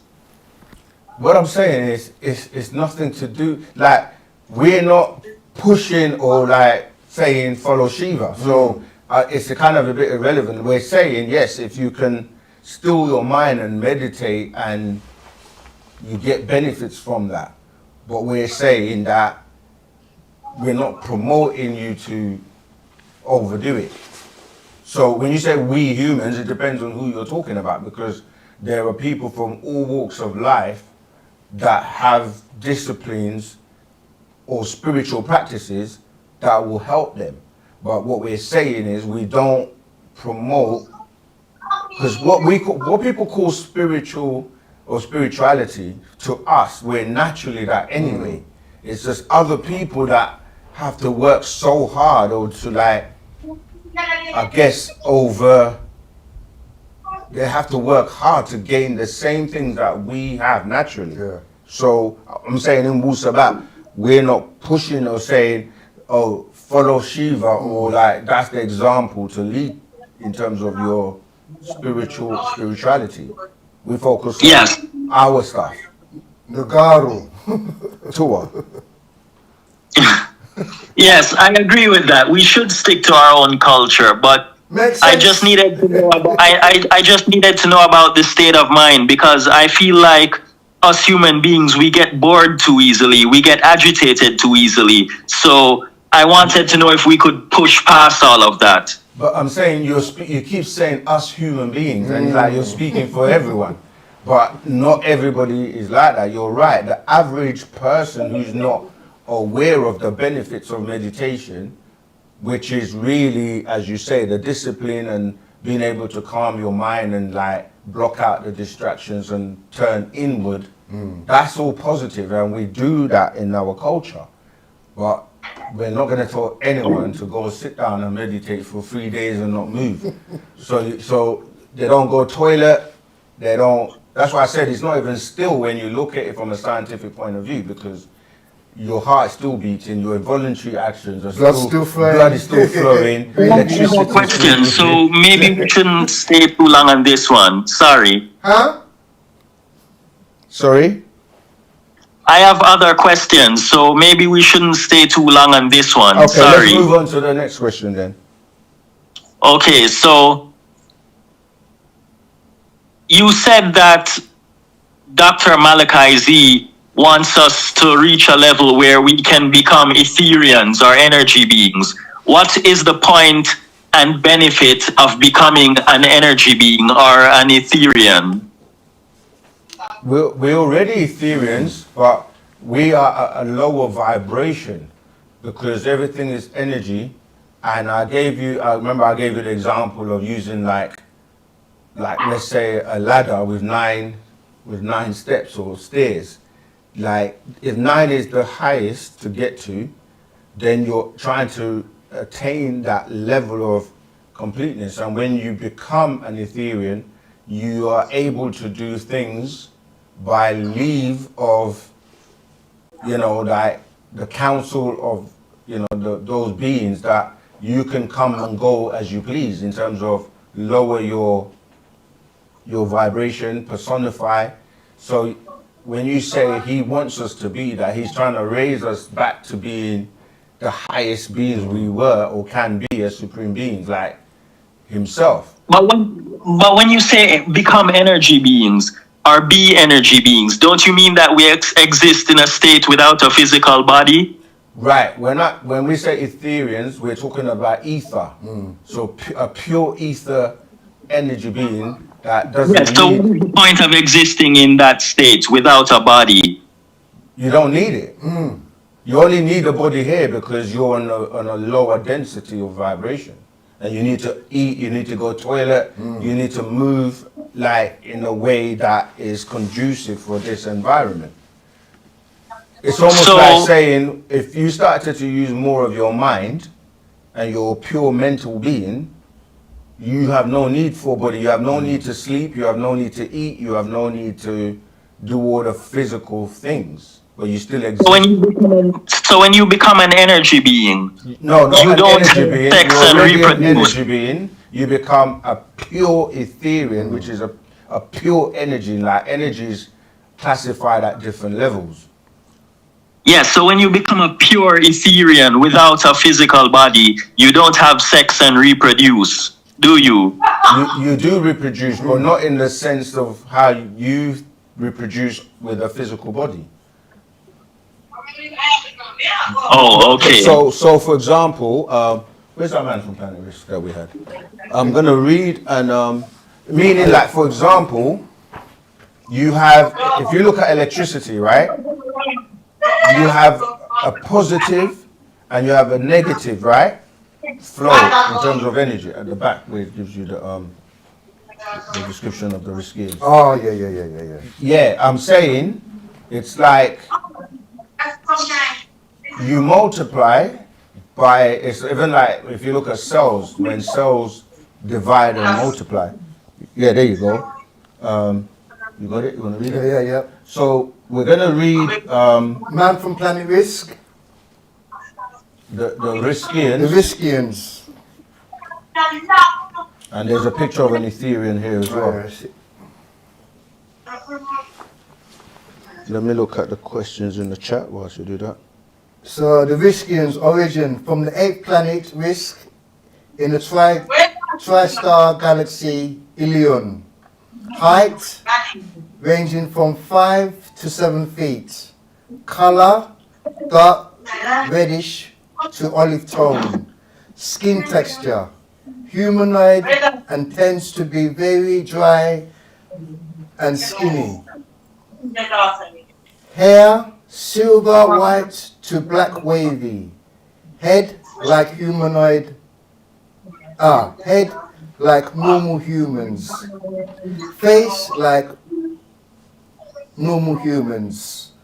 Some with facial hair, some without. Eyes dark, but pupils slightly slit, and can be slightly larger than humans. Nose generally long, jaws normal like humans, mouth normal like humans with teeth.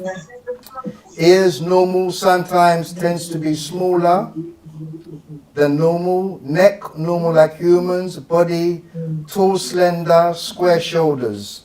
Arms normal like humans, hands 5 fingers. Torso tends to be higher, waist short torso. Legs long, genitals like humans, feet normal like humans. Appearance overall a human being, but you sense something distance in their eyes.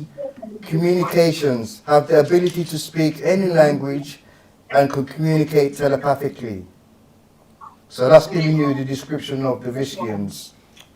Okay, I do have one more question. So hold on, let me just say something quick before you ask. So on Risk, you have different species or levels of beings, and the Etherians are the ones that have evolved to a much higher state, and those will be the pure energy. So that's the ones we were talking about. So they have the ability to have leave to come down and personify and go back up at will, and they can do many things. But go on, what's your next question? Okay, so I want to know, like, since as people we have agreeable people and disagreeable, if disagreeable people or if the worst kinds of disagreeable people keep on living amongst us who are agreeable, they will continue to commit heinous crimes continually amongst us, and it becomes an endless cycle where we continually have to put up with them and deal with them. So will there come a time when there will be this separation or this split between the two? It's happening right now.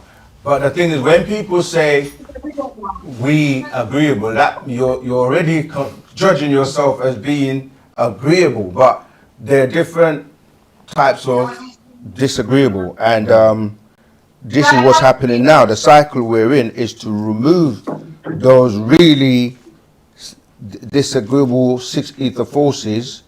That's what the devil's being removed from the planet. That's why the master teacher is here right now. And this is but you have disagreeable black people as well, or disagreeable. They're going to get removed too. It's not. It's if you. That's why we say you have to learn and know who you are, and not to be food for the gods, not to be in the situation where you are also going to be removed. This disagreeableness. There are all types of devils. Devils in black, green, white, there are different types of devils. So if they're in that category, they will be removed as well. That's what this is about. And being disagreeable doesn't only mean that it's your spiritual being as well. It's not just the physical aspect. So many people may consider themselves not to be agreeable or disagreeable, but they may be disagreeable based on what they're disagreeing with. People are disagreeing with doing the things that they're supposed to do by way of Wu-Sabat. So it doesn't matter if you're not transforming yourself by way of Wu-Sabat, then you're going to face the same judgment upon the Adamites. Okay. Is that it? Well, yes, that's what I wanted to know. Thank you for answering all my questions. You're most welcome. No problem. All right, let's see, what other questions do we have in the chat? We've got Todd is just spamming, so I'm not gonna wait. I've got one here. Let me just, because this moves quick. So Ken, have you ever felt yourself conversating with anyone that you don't know telepathically? Absolutely. This is from Keben Novek. Absolutely, I do it all the time. Yeah, so that's the answer to that. But go ahead, Zamal. It says, is it true animals which are carnivores are unnatural, but the animals which are herbivores are natural? And if we evolve from a dolphin, why don't they eat plants but fish only? And before a dolphin, what other fishes were in the ocean before a dolphin?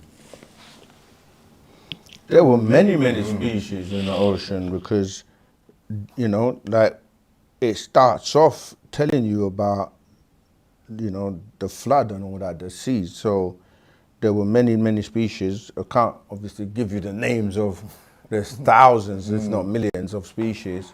But there are beings that are seafood eaters because they were in the seas and lived in the seas, and there's a chain of existence. So just because we weren't designed to eat, like the master also hasn't given us or written a book specifically telling us what to eat and what not to eat, because he said we wouldn't follow it anyway. But he has given us like guidelines, and there's a book called Purity and Neatness. He said that originally there are people that are seafood eaters because of the evolution from the seas, and there are people that are land food eaters. Not seafood as when you see food, you eat it, but like they came from the seas. So if you are in the domain of the sea with those different, as you say, animals, then that's the diet that they have. And we weren't designed to consume flesh. So he's also given us guidelines like, men should eat red things, like beetroot, tomatoes,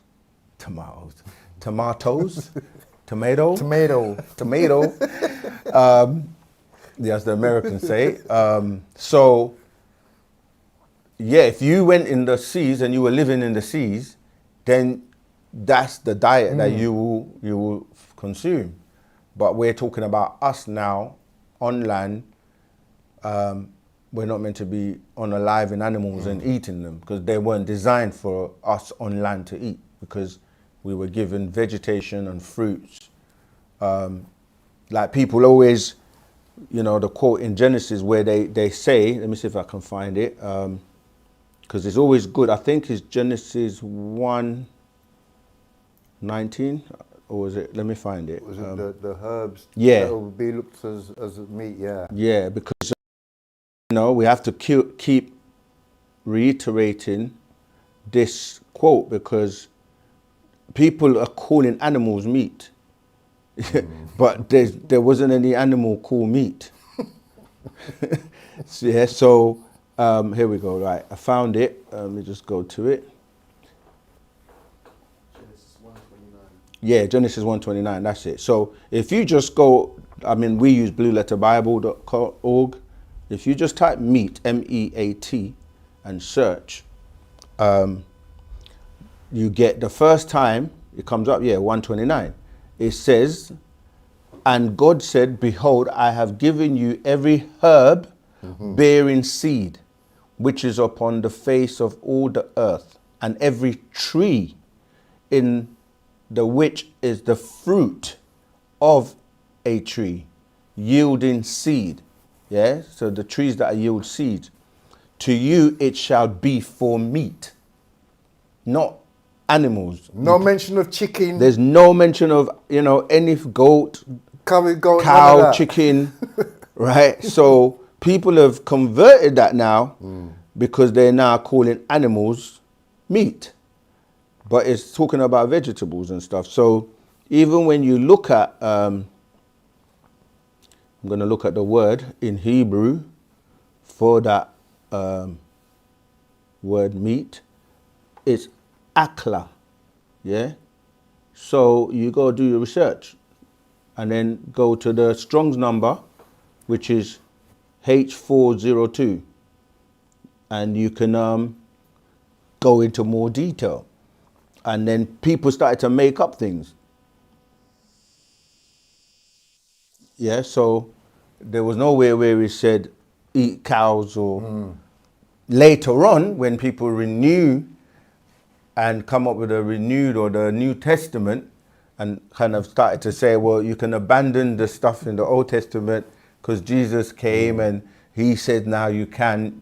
That's not what it says, because Jesus said not one jot or tittle should be removed. I did not come to change or to fulfill. And just back to the beginning of their question. Yeah. Is it true animals which are carnivores are unnatural, but the animals which are herbivores are natural? No, because you have beings in their states, natural nature. That's how they're designed. Because you know what it is? The chain of life and existence means that you destroy to create, and everything works in nature by design. So even like when something gets consumed, then what comes out of you as manure, it gets to go back to the soil to fertilize, and everything has a cycle, and it's all, the ecology was by design, especially by the extraterrestrials who had to terraform the planet. So everything has a purpose, and in terms of nature, you have to have a balance. So when it's in balance, because what happened is, like, for example, when the dinosaurs, because you had herbivores and you had those that were meat eaters, and they were dominating and starting to basically, eat man, eat humans. Then the reptilians were doing it, so they had to get rid of them to basically balance it back out. That's why the meteorite shower came to destroy the dinosaurs that were basically making the planet imbalanced because of that. So everything in nature has to be balanced. Go ahead. Rahubat, caller, what's your name, where you calling from, and what's your question for today, please? Rahubat Zamal, Rahubat. calling from Croydon, South London. Okay. Well, originally from East London. Monday. So my question is basically I want to ask about what's happening in South Africa at the moment. Yeah. So there's a lot of this xenophobia things going on where people that are from South Africa are attacking other Africans that reside there, like other Africans from other countries within Africa. Yeah. And are basically saying that they're not welcome in South Africa, they're taking all the jobs, all the businesses, and basically going on rants and protests. Yeah. But then at the same time, they're allowing the Mukasus to literally set up shop there, be part of their culture, and literally basically own most of the land. So my question is, how is that happening? And like where is that stemming from, and why has that become a thing within South Africa where South Africans are literally attacking and basically trying to threaten their own. So I just want to know where that's stemming from and coming from. Do you wanna? Like when I first saw that, I was thinking, who's behind this? Who started this actually? Because it's like the Tutsis. You're literally reading my mind, but go Yeah. ahead. So they want us to literally annihilate ourselves while they sit back. Right. But yeah, if you really check it, it's like Yeah. they're the same family. Yeah, they're setting us up. They're Yeah. setting them up to fight against each other, and this is what we call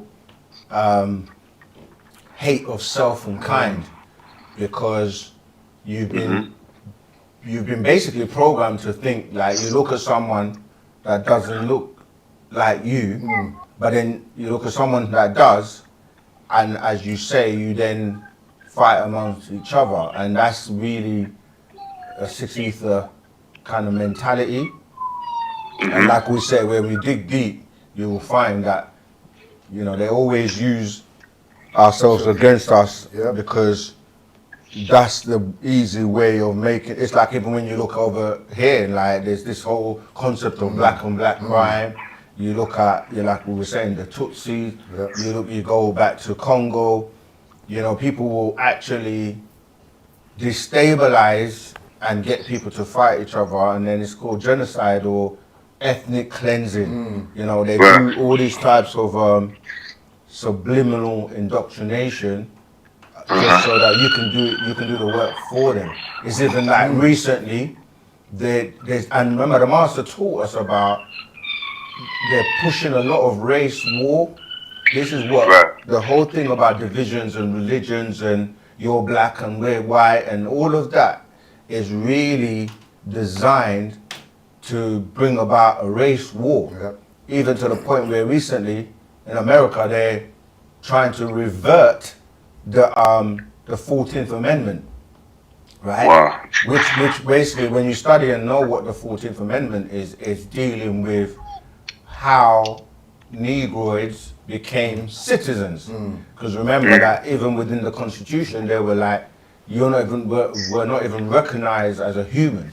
So to get to the 14th Amendment, where you were given the ability to become a citizen, and now they're not even doing it through like Jim Crow and all these things. Like they're basically just saying that, they're reversed it. When you look at a lot of the whole thing with apartheid, you know what I'm saying? Like apartheid was all about the same thing, like divisions and the white Afrikaners,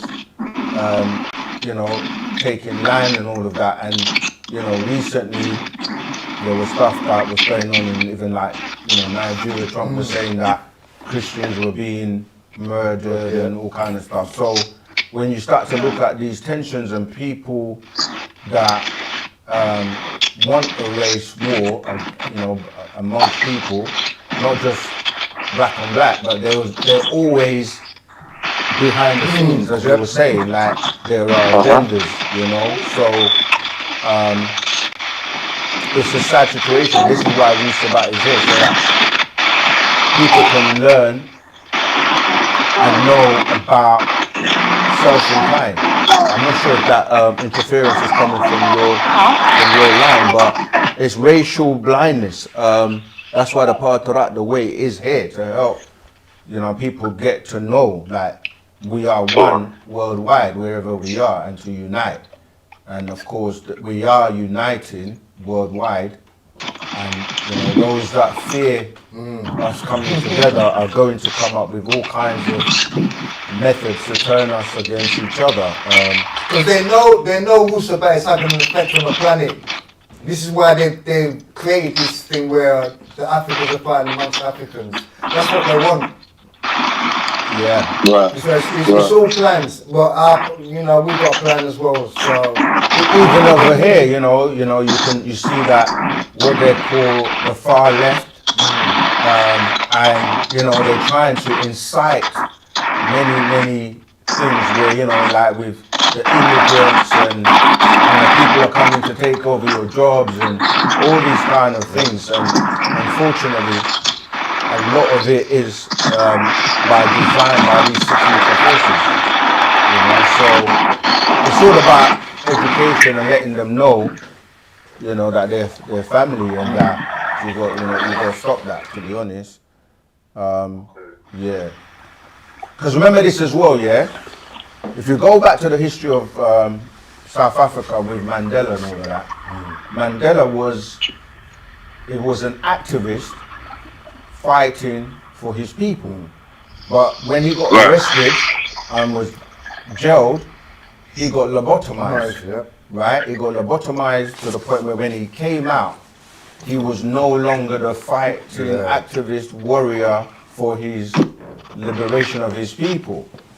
And not long, this is showing you how him and Winnie, they basically started, because they you know the whole thing about the two-faced Janus. They smile in your face, but they're pulling strings in the background to turn you against each other, to the point where they ended up obviously splitting up.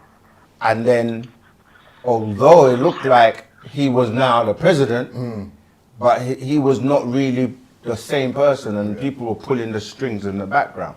And now it's come back again with the land grabbing, and it's like we can even go to Mugabe, we can go to Idi Amin.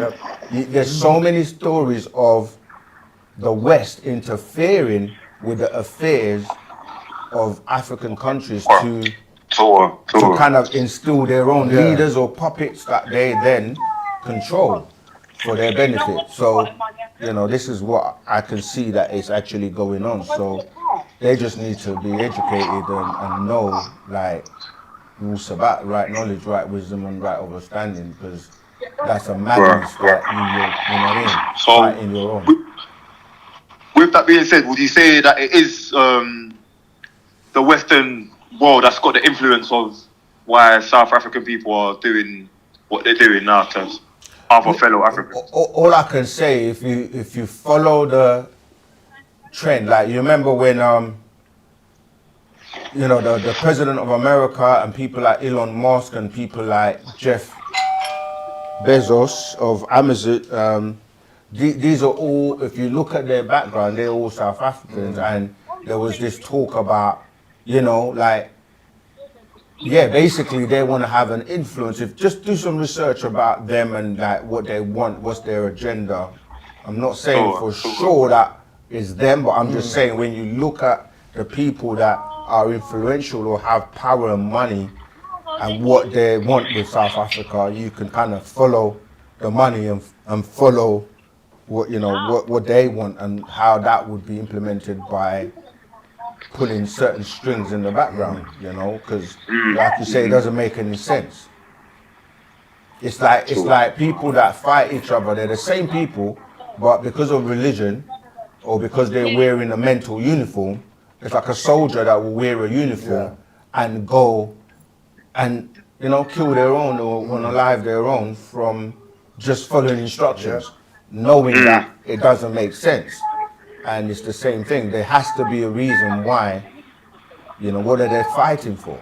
You can see they've been programmed, because they're not saying that's my African family. It doesn't even make sense.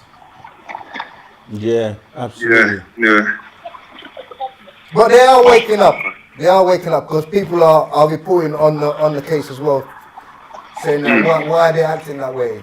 So, and people will say things like I'm seeing here that some of these leaders or people that were kind of like part of like certain orders, like the Knights of Malta and Jesuit, they were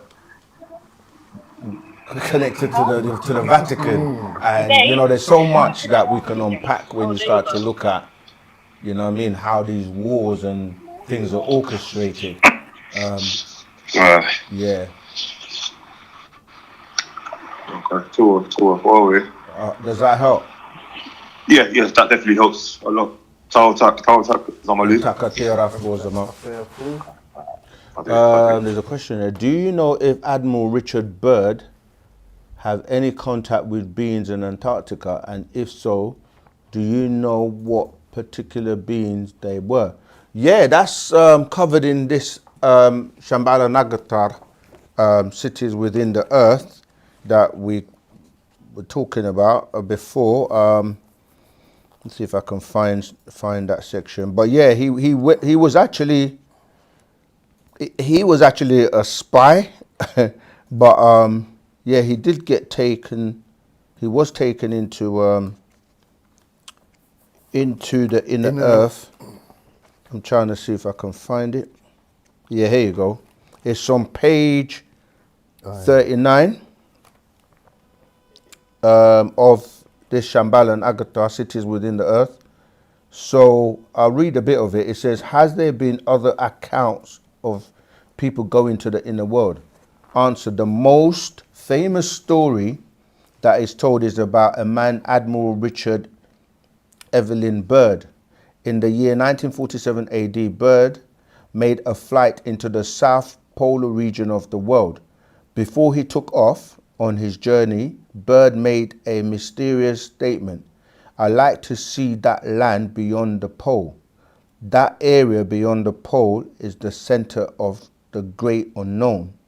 All right, then it goes on. In the cockpit of his plane was a powerful two-way radio. When Byrd and his scientific companions took off from their base at the South Pole, they managed to fly 1,700 miles beyond it. Byrd reported something that he thought was utterly incredible. There was a valley below them. The valley that Byrd saw was not ice covered, which it should have been, like the rest of the valleys in Antarctica. What Byrd saw was greenery as if it were spring. There were mountains with thick forest of trees on them. He had discovered a valley just beyond the South Pole where the weather temperature was 76 degrees. When Byrd reported what he had seen, suddenly the press and radio were hushed up. It was obvious that Byrd had come across the location of a great doorway or entrance leading deep into the interior of the earth. At the great door at the South Polar region, he then knew beyond a shadow of a doubt that this secret door must open into the cavern world. On April the 5th, 1955 AD, Admiral Richard E. Byrd was commissioned by the U.S. Navy to fly beyond to explore the South Pole 1 year later from the South Base. The U.S. Navy flew beyond the pole to a distance of 2,300 miles.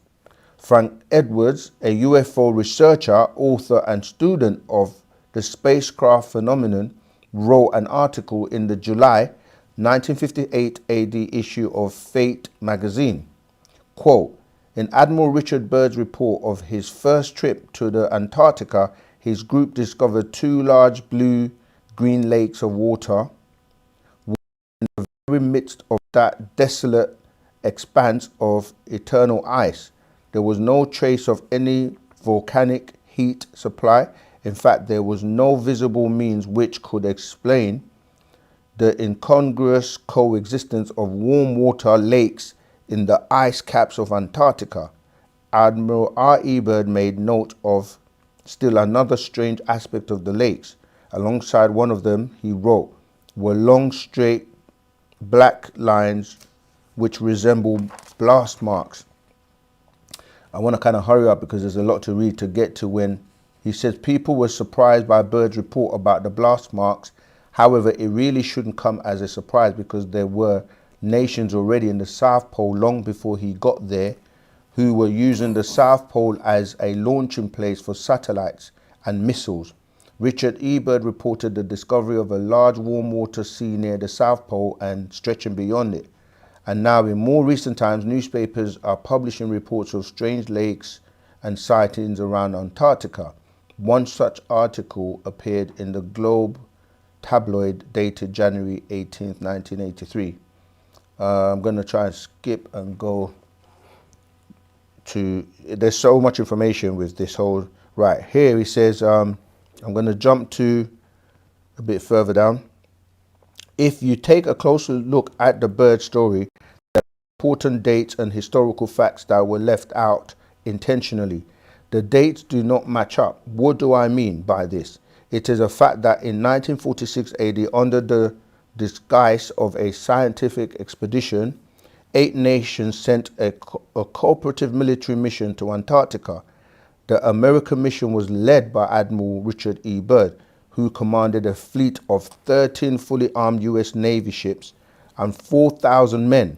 Byrd was sent by his government not to explore, however, to wipe out the Nazis and capture their arsenal. Unfortunately for Byrd, the Allies had not counted on just how advanced the Germans had become. When Byrd located a Nazi base early in 1947 AD, he dropped an American flag there to warn Hitler. However, the Führer responded to Byrd's warning with combat. Within 48 hours, 4 of Byrd's planes had been lost, some without a trace and others without any survivors. Byrd was given 8 weeks to pull it off. However, the entire war was over in 8 days. And then, as you say, when you keep going, you see that he actually did come across different extraterrestrials that took him into Shambhala. And yeah, you'd have to read the whole of this because of time. I'm going to stop there. But yeah, the Ashtar Command was there because obviously they were in contact with Hitler. And it's a big story because it goes into the Art of the Covenant with Mussolini. And yeah, there's a lot of information. But to answer your question, he actually, did come and encounter different extraterrestrials, beings. Okay, we have another live caller. Rahubat caller, what's your name, where you calling from, and what's your question for today? Rahubat Ken and Asaro, it's nice seeing you both. This is Rita from California. I always recognize your voice. You have a very distinctive tone. Rahubat. Oh, that's great. I love that. I had a question. I wanted to go back when you were talking about the consumption of animals. Did that happen during the time, during the creation of the 5 and 6 ether beings?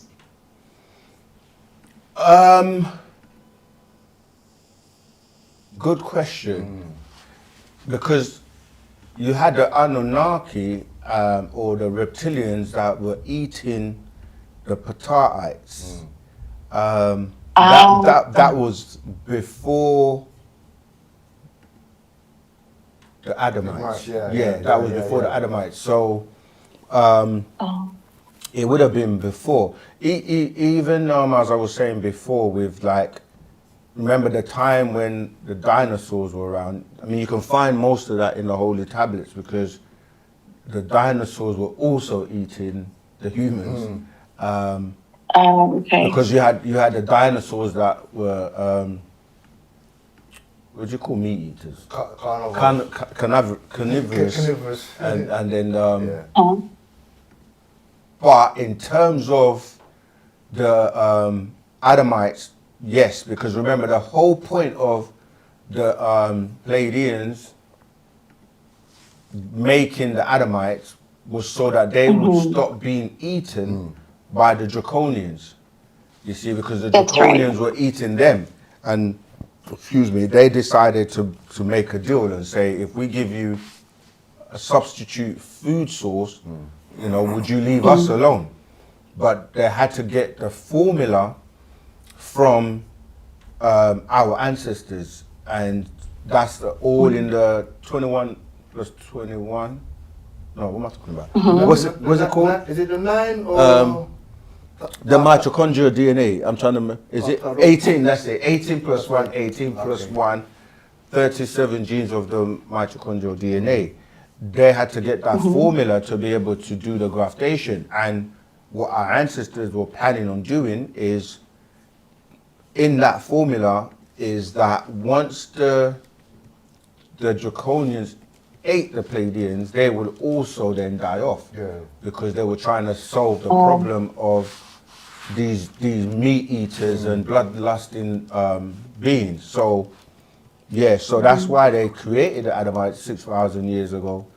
But even before that, you had the Flugerods that were 8,400 years ago that were beasts of the field, and they were also eating animals and, you know, basically dealing with bestiality and so forth.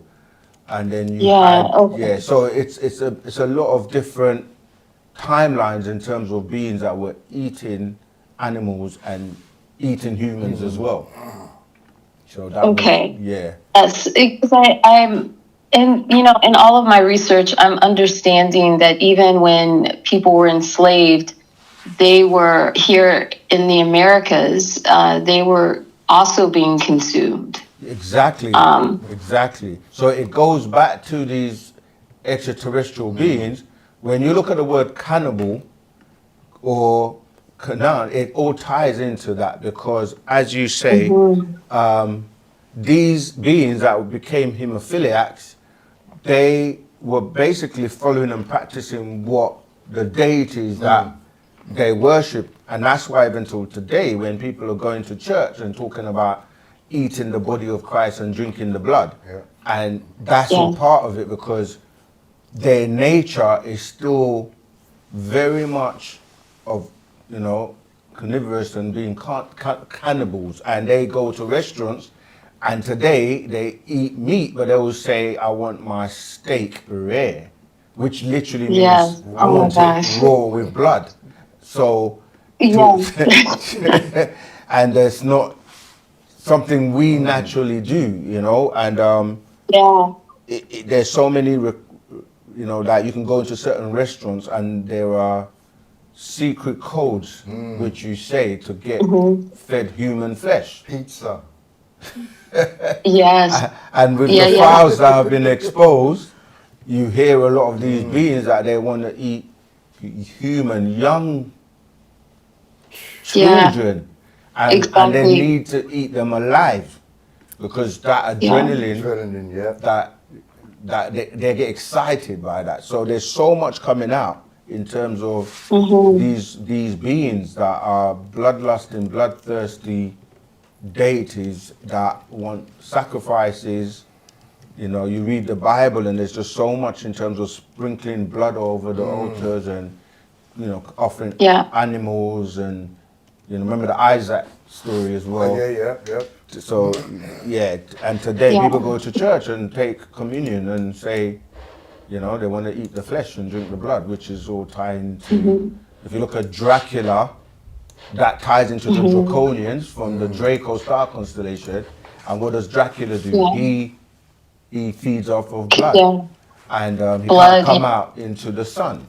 So he comes out at night, bites people, make them into vampires too, and this is all tying into these draconian or beings from, you know, Draco and Draco's constellations that are here, and they have offspring on the planet that are running a lot of the positions in, you know, high-powered positions, principalities in higher places. But yeah, it's all coming out, because this is the year of exposure. The American government are doing a lot of disclosure, and there are many extraterrestrials that are flesh-eating beings, and the master teacher was teaching us the food for the gods doctrine, and explaining like the raptoid, which people are calling the rapture, is extraterrestrial beings that are putting you men on the menu. So if you don't want to end up on the menu as a sandwich for some of these reptilians, you definitely got to start turning yourself inside out, cleaning yourself inside out, and stop eating flesh. Somebody else asked a question earlier on about astral projecting and rise into the higher realms. If you're a meat eater, you can't go to those realms, because sixth ether, you can only go up to the sixth ether, you know, so you're actually holding yourself back as well. But let me let you continue if you have any other comments or questions. Yeah, no, I absolutely agree. And I am a vegan, actually a raw vegan, so I can attest to feeling a greater, like higher vibration just consuming fruits and vegetables. It feels so natural, and I feel so enlightened by it. So, you know, it's amazing because as you speak about all of these things, when I go back and I look at just briefly in my research at the cartoons and things that we see as kids, you know, putting it all together with this information, you see that the programming starts when we're very young and in subtle ways, playful ways. Yep. So from the nursery it's rhymes. just, Yeah. yeah. And you know, also, I mean, I've started to see vampire facials, which I was thinking this is crazy, and the celebrities are doing it. But again, they're in our faces with it, and they understand the history, and we're questioning it. Just it's wild, you know. But then other people will jump on board and say, you know, it's great, but not understanding where that came from. That's what I'm saying. Yeah, when you go into the history and knowing about the cold blood and the like the warm blood, and you start to tie it into like the colors, like I said, the red ties and the blue ties, the red political parties and the you know, like you look at the Democrats, you look at the Republicans, you look over here, you see like Labour, and you see Conservative. You start to tie the bloodlines, and you see that they actually families that are related, you know, to the reptilians by their bloodline. And it's all in your face, as you said. It's like they normalize it now, so you don't really recognize that when you're having a barbecue, you're doing exactly the same thing. For sure, the cookouts. I mean, I don't want to go to a cookout with a barbecue. It's it's wild.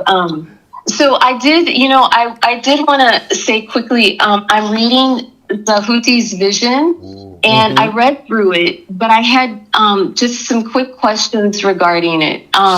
When you talk about Zahuti, is that, and I see what his, he's also known as Melchizedek, Al-Qadir, Yaunun. Is that the master teacher? Sure. Is that...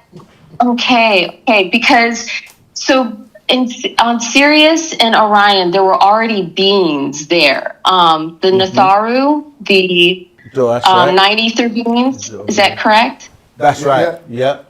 Okay, so Zahuti came down to planet Earth and then seeded it through his vision. No, that's different. Yeah, I'm listening. Go ahead.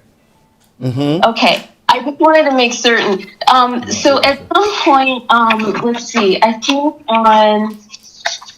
they were talking about the elements and how the elements came about. They were brought forth through as living creatures. This is on like page 11, number 52. So the elements that we're taught are earth, water, fire, and I'm missing one, air. Yeah. But here I see on number 53 that it's air, water, sky, and earth. Yeah, I mean, I don't know if you were here at the beginning. I actually went through them because he's the 9th element, and I went through the elements because depending on what language and where we're coming from, we will. Like, for example, it's all coming from ancient Egypt, isn't it? So where we used to say Tamu Nefu Set, right, which is Ta, dealing with the earth. Ma or Mu is water, Nefu is the air, and then Set is the sun. Those are like the 4, but I'm going to see if I can quickly find it so I can read. Here we go. It says here, I am the Ruach, soul of the Pata'is. I am Patah, opener, opener, Ta. Is of the 9th element, right? Like you said, the first element is air, which we say Nefu. The second, and we can even say, we say Shu, but let me carry on. So the first is air, nephew. The second is water, mu. The third is earth, ta. The fourth is fire, set. The fifth is female, right? So it goes into nut. The sixth is what they call evil, or nephthi, or nephthys, yeah? The seventh is male, geb. The eighth is angel, or shu. And the ninth is deity, ra. You see? Okay, I see.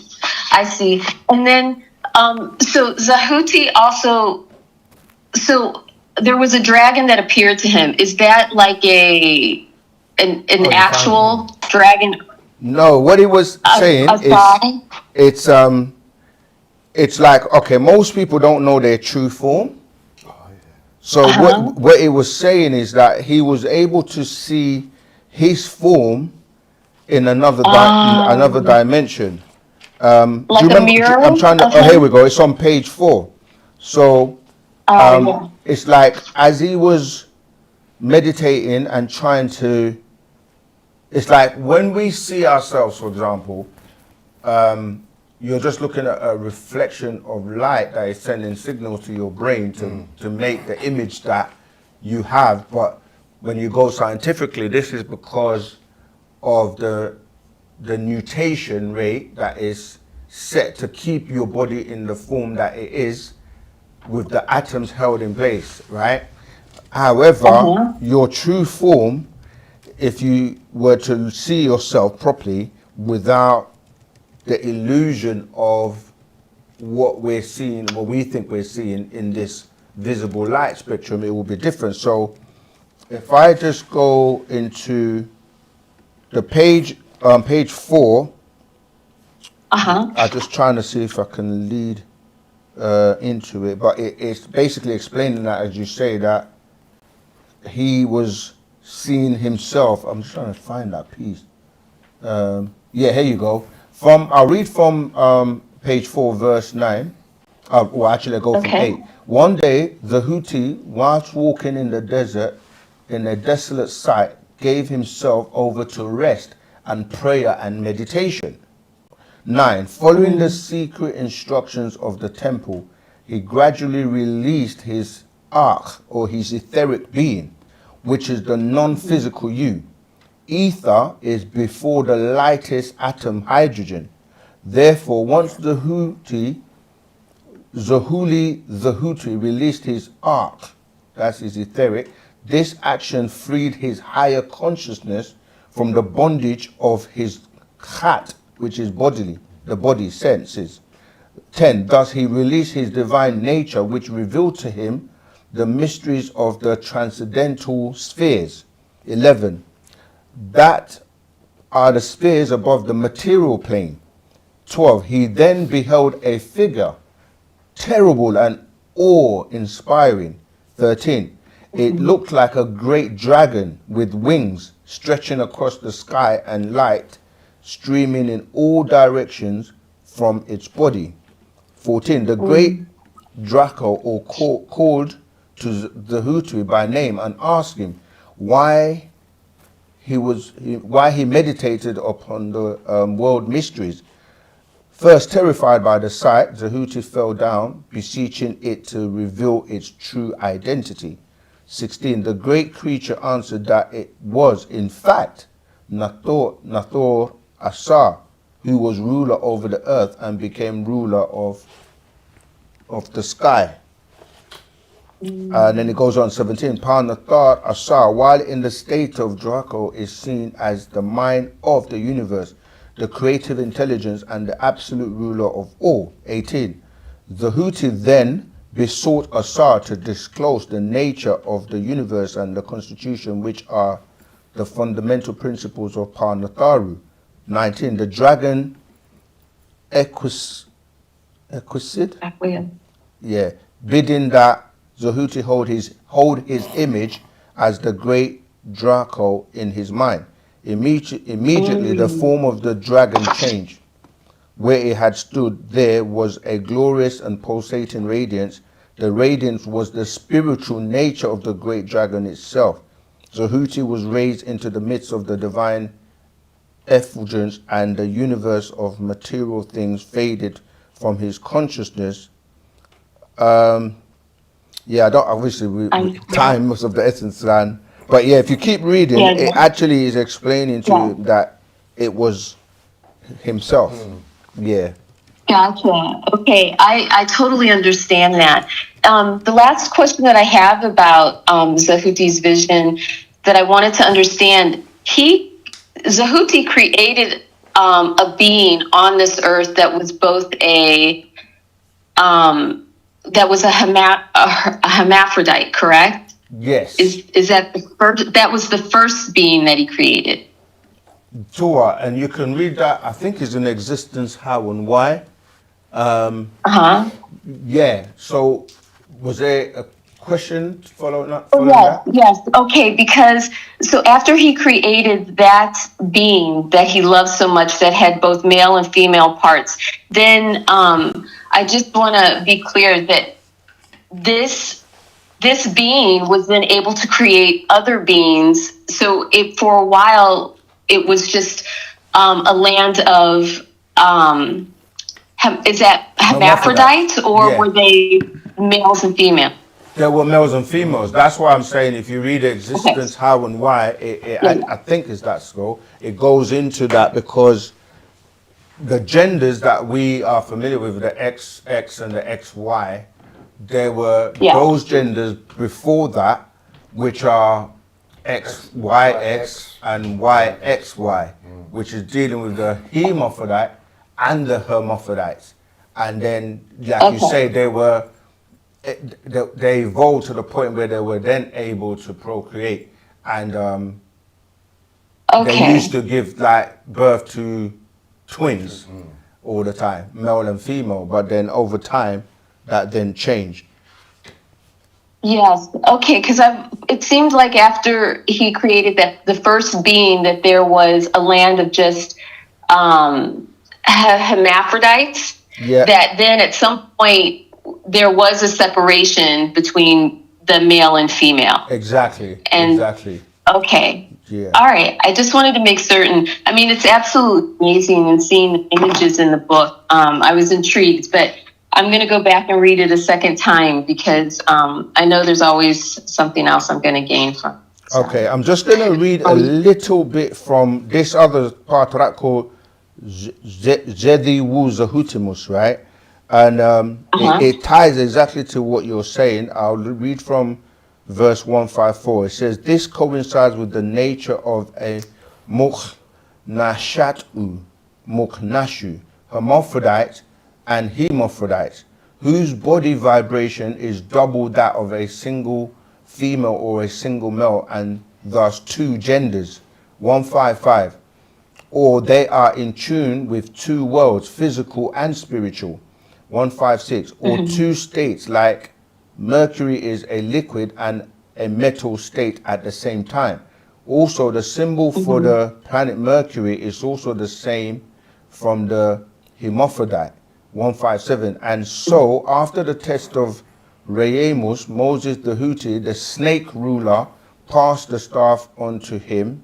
And I mean, that's just touching on that bit, but I can't. 158, Reyemus, Moses became Zahutimus, or Thotmus, to guide and protect the mixed Hamamu, or the Egyptians, with Shashu, Israelites, when they departed southward after 430 years, 159. It was called a bronze snake, serpent, or brass Nehustan. The pole was the staff holding the serpent, as the mentioned in Numbers.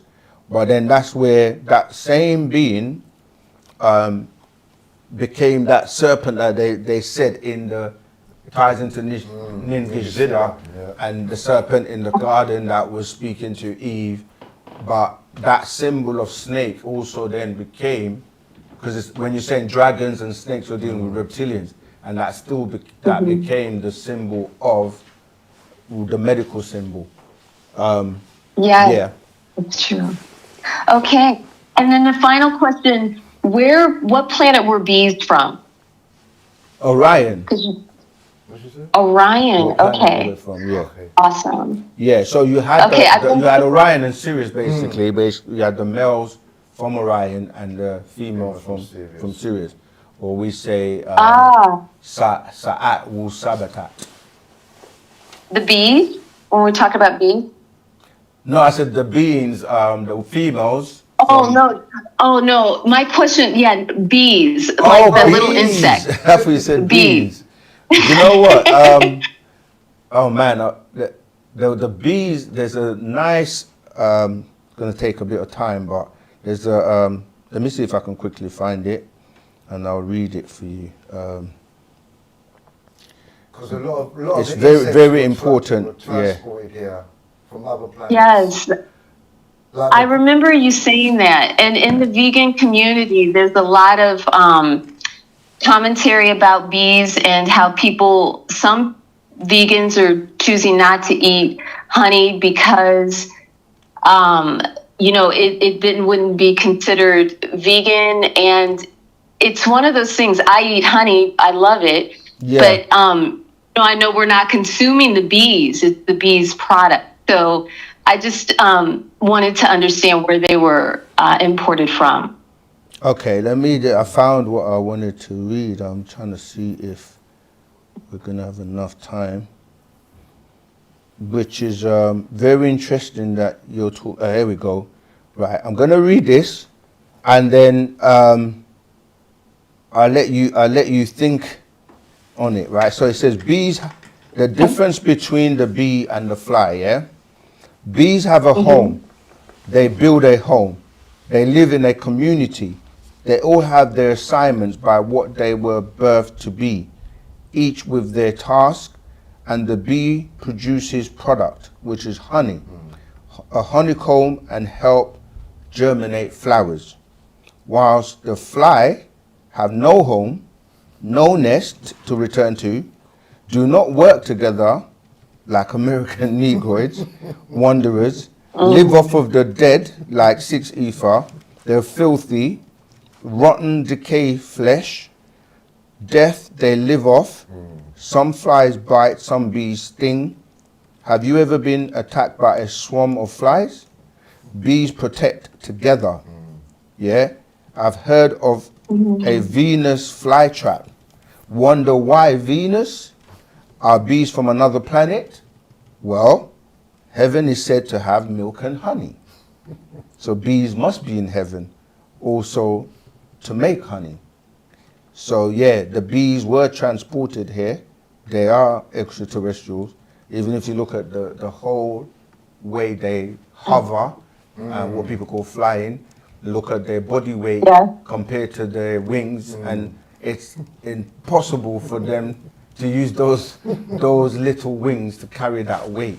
So they are definitely, but there's a lot more to go into that. But yes, it doesn't specifically say where, but we know they were transported here to terraform the planet when the planet was being reconstructed after the destruction. This is where the Bible picks up from, and they don't know that it's not the first time. This is why people get lost when we say there were people already on the planet before the so-called Adam and Eve, or the Adamites' gravitation. Go ahead. Oh, what scroll was that? What I just read? Yeah. It's not in the scroll. Okay. It's some updates that we received from by way of the office. Okay. Yeah. Well, thank you. So, Tao Tak, I appreciate it so much. And Tat Atir Afo. All right. We have so many questions we haven't had a chance to get through. There's some I'm going to go through quickly. Somebody was asking... okay, it's gone. I've lost it.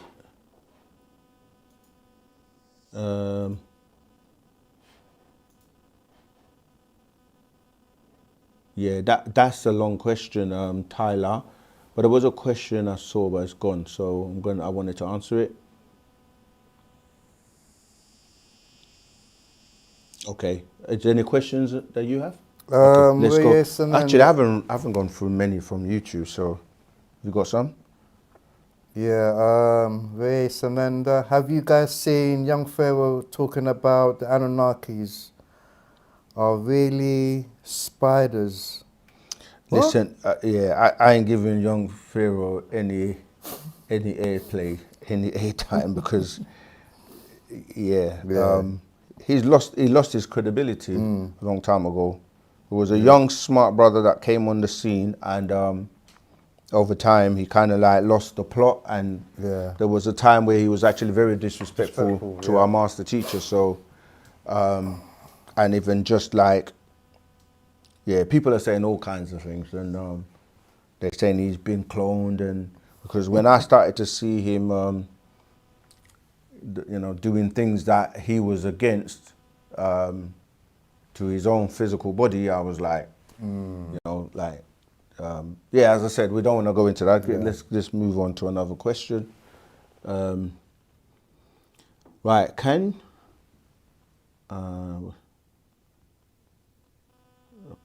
see. I'm trying to find a question that. This see one. There's a lot of talking going on between people. Okay, most people say that Billy Carson led them to Wu-Sabat. To his ex-wife is on my. Okay, now let's hope. Okay, that's not a question. It's just people talking. Yeah, a lot of people do talk about they heard him talk and then they saw us. Remember we did the video reaction to the video. I think when he was on. He won't come on here. On Joe Rogan. We're trying to get him. Yeah, Bill Carson. If you're watching. Actually, they're doing a tour. I saw some flyer. They're coming over to the UK. Come over on our channel, OSM Vision, man. Yeah, his wife said, what is it there, 5,000 before he will even look at?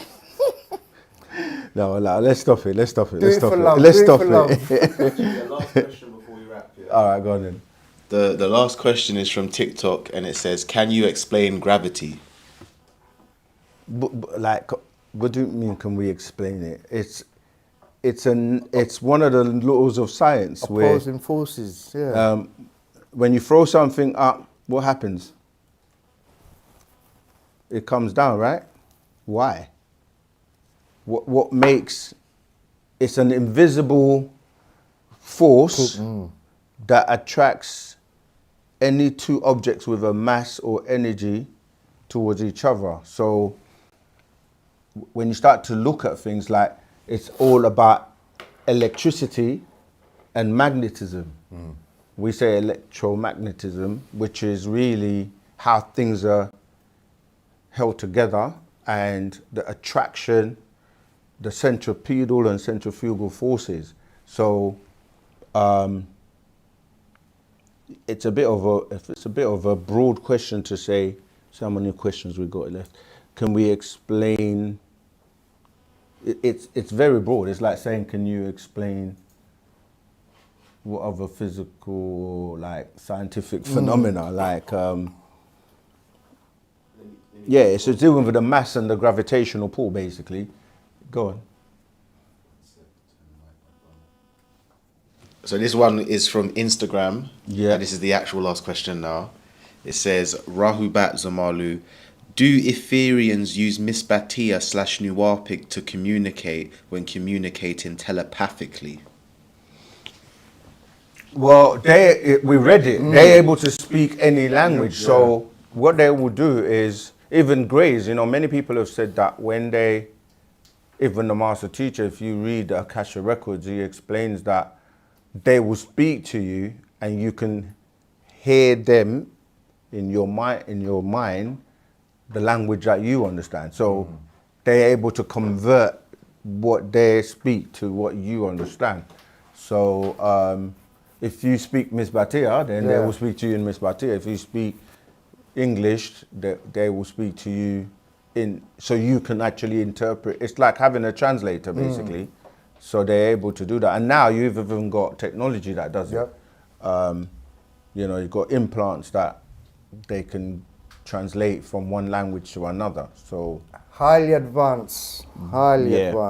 They're like light years ahead of us. And that's what we're saying as well, to kind of go back to where we started today, that extraterrestrials are going to become more and more visible, and they're going to show themselves. And we've been saying this for a very long time. And so, yeah, we have to be prepared so that people don't, it's got to be managed, because it kind of means like religions and what you've been taught about gods and all that, that's gonna, we've got to evolve. We've got to basically graduate to basically, as a, join the Galactic Federation. That's what I was going to say before, that the Galactic Federation, which is a federation of beings from different galaxies, they come together and they're saying, to the governments of the world, you have to now, because we're moving to that day and time where extraterrestrials are going to appear, and we have to graduate to join in the galactical community. They're going to show themselves soon.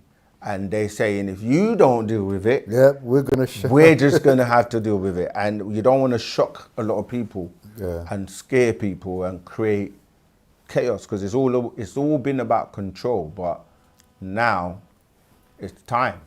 So disclosure. Go ahead. Yeah, this is why the 12 scientists have either died or missing. This is a little excerpt from Ultimate Reality, Master Secrets. Now they are slowly killing their Corrado children and thinking maybe UFO or USO and extraterrestrials are real and become their new religion.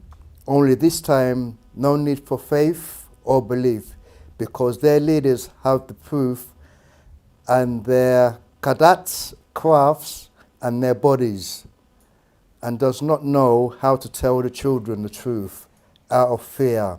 He will lose his respect and the world over, and lose rule over his people whom he ruled.